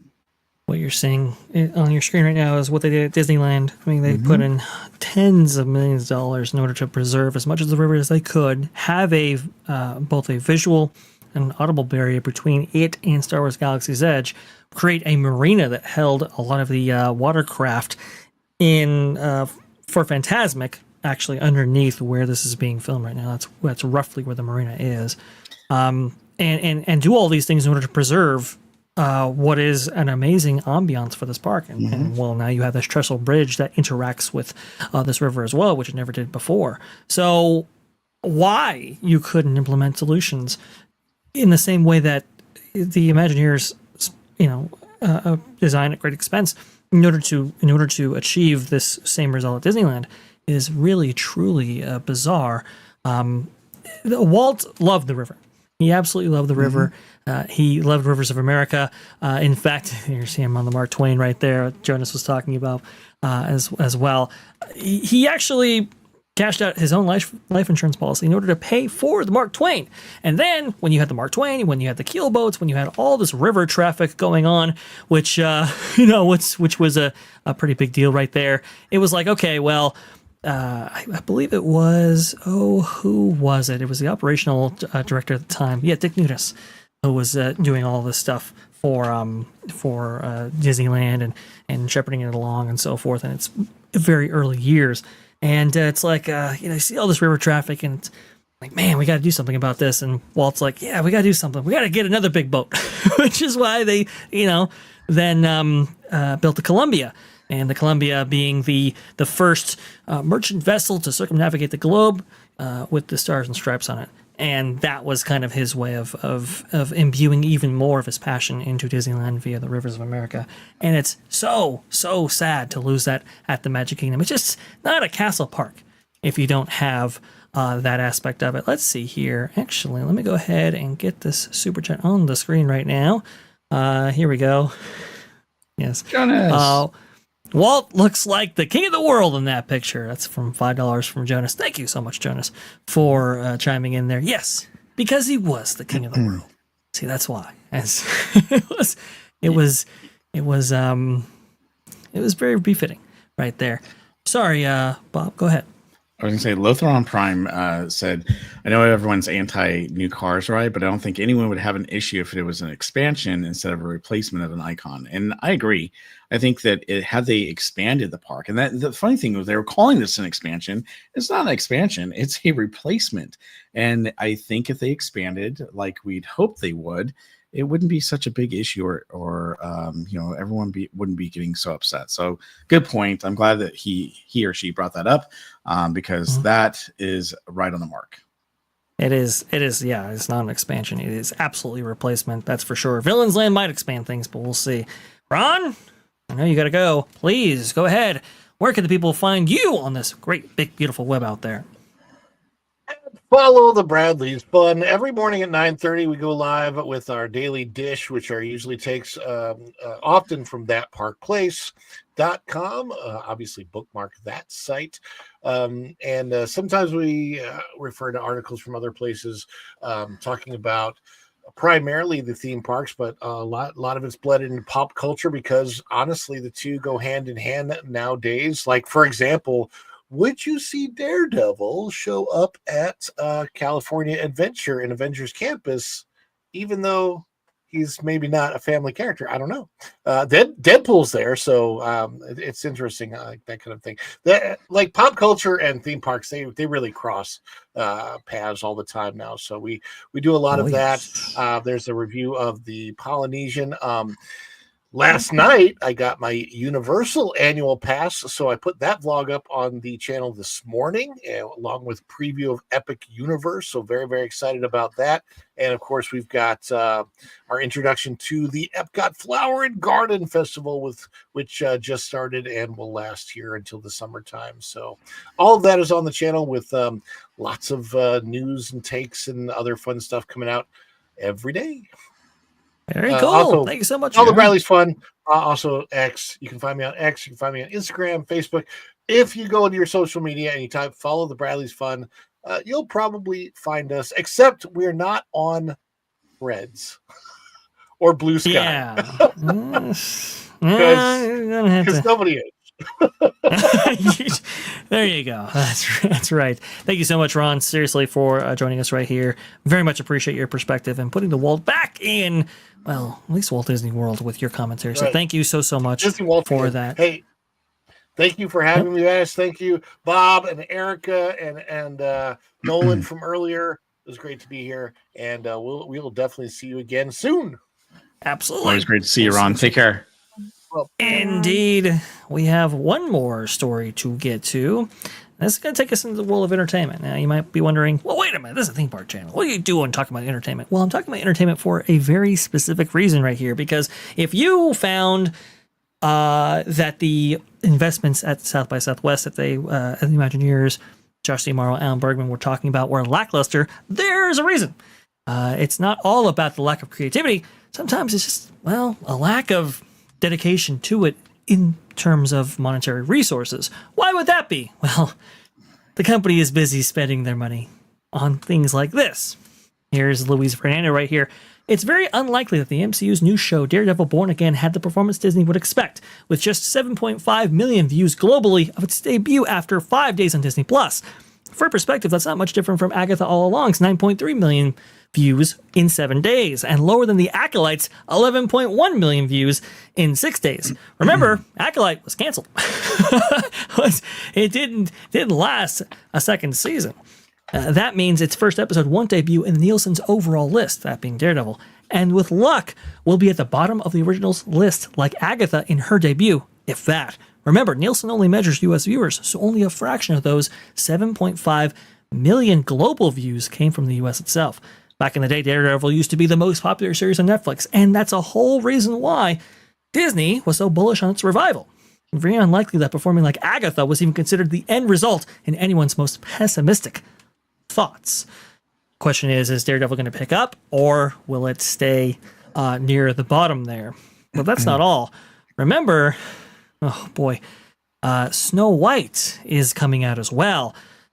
Which is at this point, the estimates suggest it might be anywhere between $300 to $400 million. It just depends on how bad the reshoots actually went there. Disney put Snow White tickets on sale just 10 days before release, and it's not looking good. Disney Springs AMC dedicates minimal screens to Zegler's release. In fact, according to Marvin's calculations, there's only 4 screens carrying Snow White. And again, that's at Disney Springs. You would think they'd sell out the whole theater practically, and yeah, they didn't dedicate that many screens to it. And why? Because even the screens that are hosting it, well, they're not selling out like what maybe they intended this film to do when they approved its budget. Also, too, we just got word, which was extremely concerning, that they're pulling interviews from the red carpet premiere for this thing because they're afraid of the controversies surrounding its lead actress and the film itself. And if that's not all, we have a story over there on That Park Place about how you shouldn't necessarily trust any of the budgets related to some of these pictures right here, and how they're much more expensive usually upon their release, and with subsequent info that is forthcoming after these things are produced in theaters or come out and make their way on Disney Plus and so forth.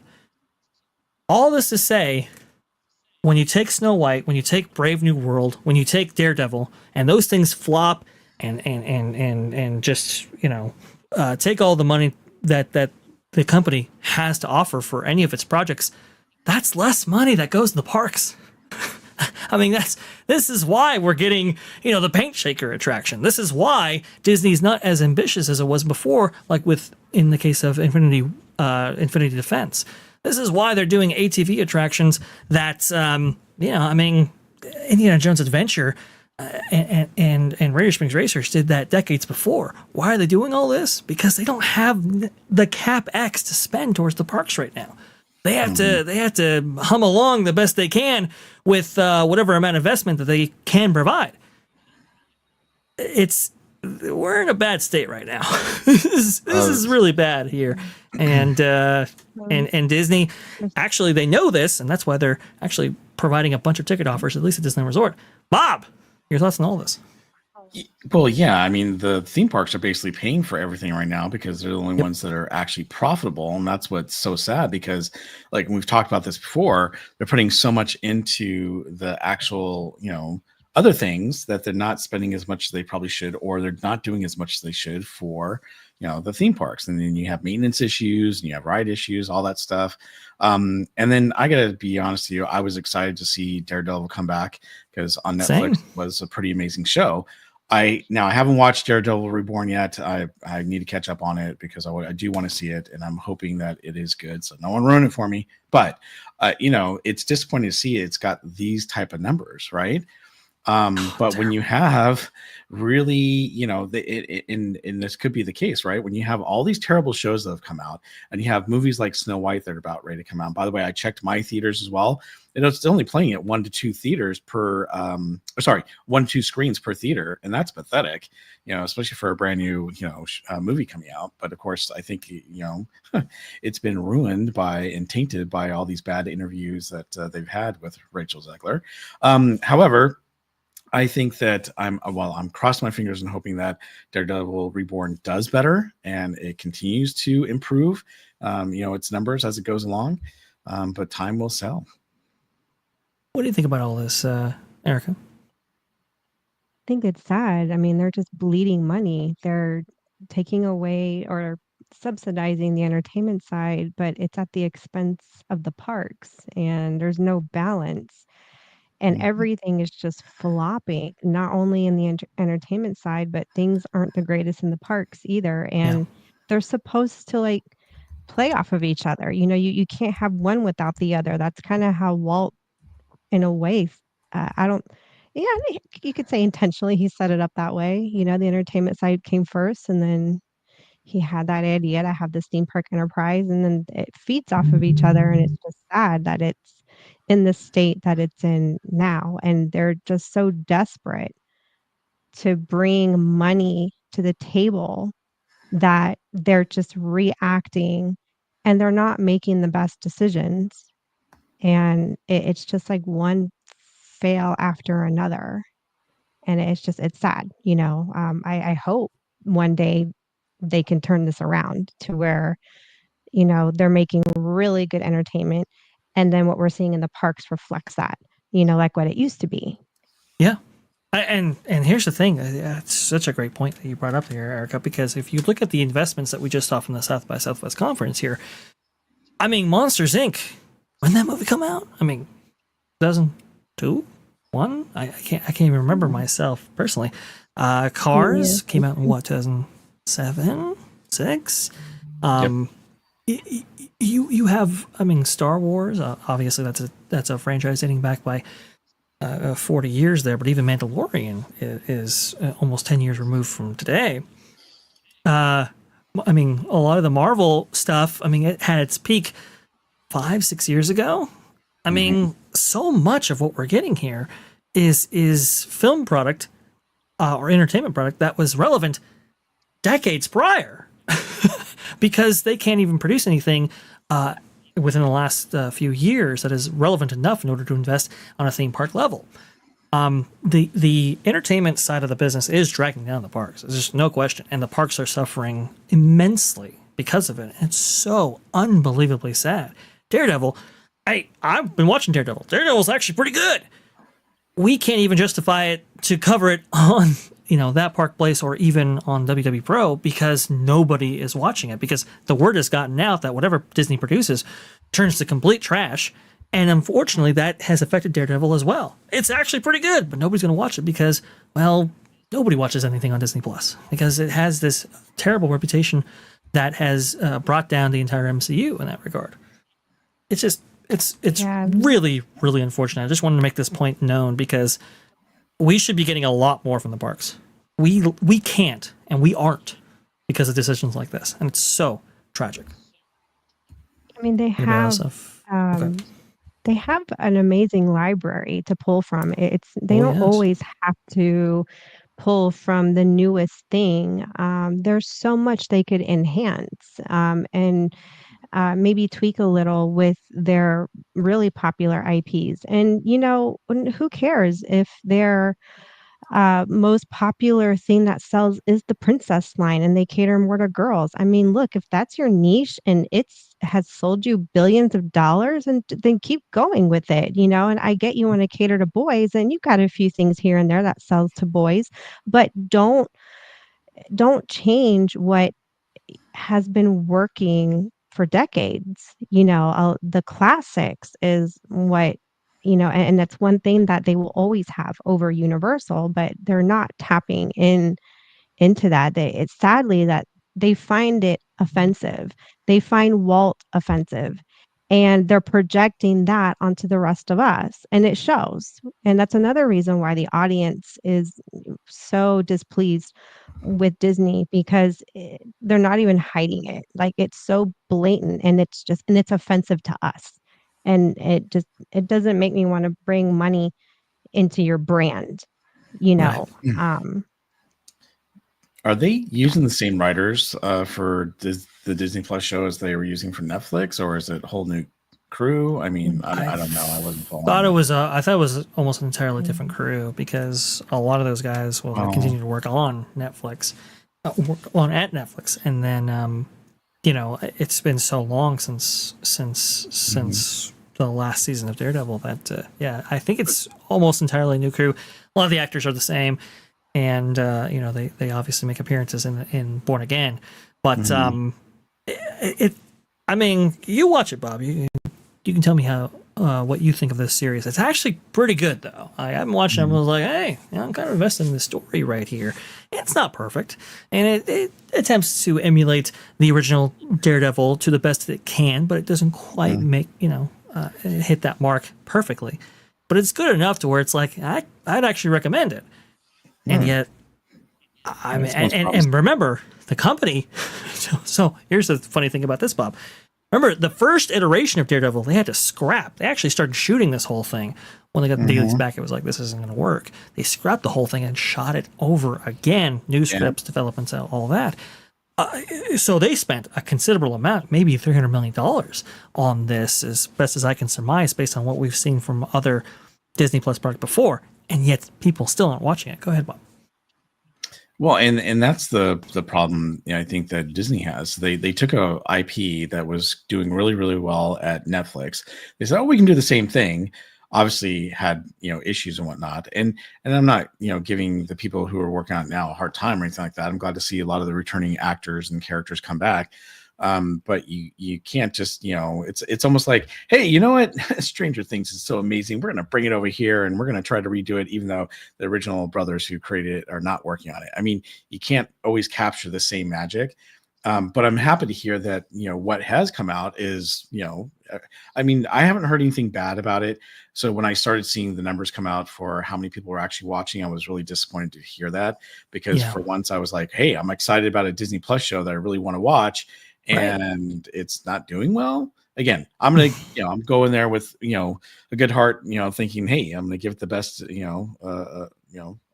of my ability to see what I think of it and go from there. But I'm hoping it's going to be just as good as what everyone's telling me, and that it does pick up. And who knows, maybe this is the other problem though. Disney Plus has had so many issues with all their shows. People are just tired of it. And so maybe they're not giving it a chance and saying, hey, we want to go see this or watch this, and you also have had a lot of people that just pulled out of Disney Plus and said, I don't want to be part of it. I mean, I got to tell you, when we renewed Disney Plus, my wife was like, why? She was not happy about it. But I was kind of happy because my daughter and I do watch a lot. I love all the classic stuff they have in there, like Erica was talking about. And like she said, if they're going to cater to their niche, and if that's princess stuff, all right, so be it. I've got a daughter. I'm cool with it, but do some good quality shows. No more of this, proud family stuff and whatnot. I agree, but I think if, like, Andor, for example, they spent $645 million in Andor, which is outrageous. Yeah, that is great. You know what that builds you at the parks? I mean, that's well over a Cosmic Rewind. Okay, that's how much money that is. And yet we're going to spend this much money on a series that nobody watched. If Andor had been released right after Mandalorian, maybe that would have been different. But the trajectory of people pulling out of Disney Plus because of quality issues had already set in by that point, especially as it relates to Star Wars. And so, yeah, I think you're exactly right, Bob. The word has gotten out that Disney Plus doesn't produce great quality content. So even when you have something like Daredevil, which is very much in keeping with the original Netflix series, and it actually happens to be good, nobody is even willing to give it a chance because, it's just you have let me down once, shame on me. Let me down again, or shame on you. Let me down again, shame on me. I'm not gonna go another lap here, and I think that's what we're saying. And it's really, really very unfortunate because, like I've reiterated multiple times here, the reason why we don't get more ambitious stuff at the parks, the reason why we have entertainment cuts that we do, the reason why we have maintenance cuts that we do, the parks aren't as lively as they were before, or horticultural's cut back, or whatever. It's because of this. It's because you're spending $645 million for a series nobody ever saw, and it's that's not good. But hey, you know what? Maybe, I don't know, the 70th anniversary could turn things around. We didn't have time to cover it here, but they just debuted a whole bunch of details surrounding the 70th anniversary. Actually, they brought up details on what they're going to do for Walt Disney World in the year of 2025. So that's kind of interesting. Maybe, hopefully, some of that turns it around.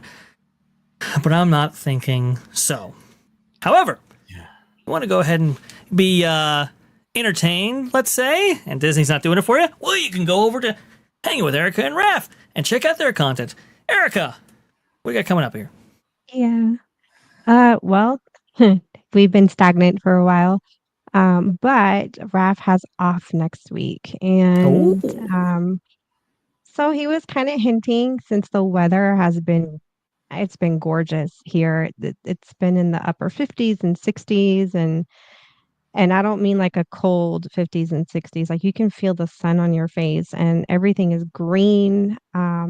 Everything's just blooming. There's like little tiny leaves on our front bushes in the front yard. So we were thinking maybe we're up to going out and about a little more. So hopefully maybe I'll have something in the coming few weeks. Since the weather is permitting and it's so beautiful, and I would like to vlog the spring, season here in Germany, it's gorgeous. So, yeah, that's gonna be gonna be outrageous. Man, I thought you were gonna say you're coming back to California. Just kidding. Just joking. Not yet. Well, maybe if Erica, when she does make her remarkable return to the States, might not be in California, but till that happens, go ahead and spend the springtime with Erica and Raph over there in Germany. That sounds like a whole lot of fun. Speaking of fun, you're sure to find much of it here at Berry Place 28. Bob, what do you got going on over there at that amazing YouTube channel that you have over there? Well, thank you. I appreciate that. I am actually doing a surprise stream. It's not going to be a surprise for all of you, but I haven't told any of my viewers. I'm going to do a surprise stream tomorrow morning at DCA and Disneyland for several hours. And then I will be back on Thursday night to hang out at Disneyland. So it should be a lot of fun. I hope you guys will come hang out with me. We're also going to be resuming our Chalk Walk fundraising. So for those of you who don't know, the park streamers, which is me, Theme Park Casual, Courting California, and a bunch of other streamers from the parks. We have our park streamers hangout that we do every 2 weeks on a Monday. We did it last night. Well, we are going to actually continue fundraising starting tomorrow, and I have some really cool things that I'm going to be auctioning off over the next several months, including Bob Gurr signed autographed posters and pictures, Haunted Mansion wallpaper signed by him. I've got Loungefly bags. I've got all sorts of really cool things that I'm going to be raffling off. So I hope you guys will come and help me raise some money for a great cause, because we're going to start doing that again this week. And then I will be back on Sunday at Disneyland as well, and I will have a cool announcement for my channel as well as something neat to show you guys. So I hope you guys will come hang out with me, and thank you so much for your support, and always, Vash, thank you so much for having me on the show. I appreciate it. I very much appreciate you being on the show, good sir, because I always love your commentary. I always love what you have to say. You come at it from a very distinct perspective, which I absolutely adore. You're in the park so frequently. I feel I have a connection to the parks through you, and that's really cool to experience on here in front of all the viewers. So there you go, right there. We, I think, are going to be... Let me just make sure this redirect is up and working, because I don't want to send you... I don't want to end the stream and then not send you to a place to go. I'd rather have you continue watching, and I believe, yes, it is set. You're going to be joining Mr. H over there. I'm sure Culture has a great show all prepared for you, because, man, he spends a lot of effort creating the best content that he possibly can. That's exactly what we do over here on That Pod Place as well.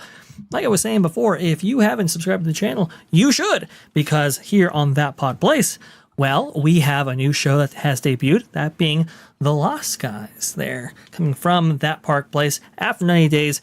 It shows up right here. Lost Guys' first video, Viper, just debuted on the channel. That's going to be a lot of fun every single Thursday. And yes, the Genre Guys also makes its commercial-free, or I should say, ad-supported debut here as well, here on That Pod Place at T3PO.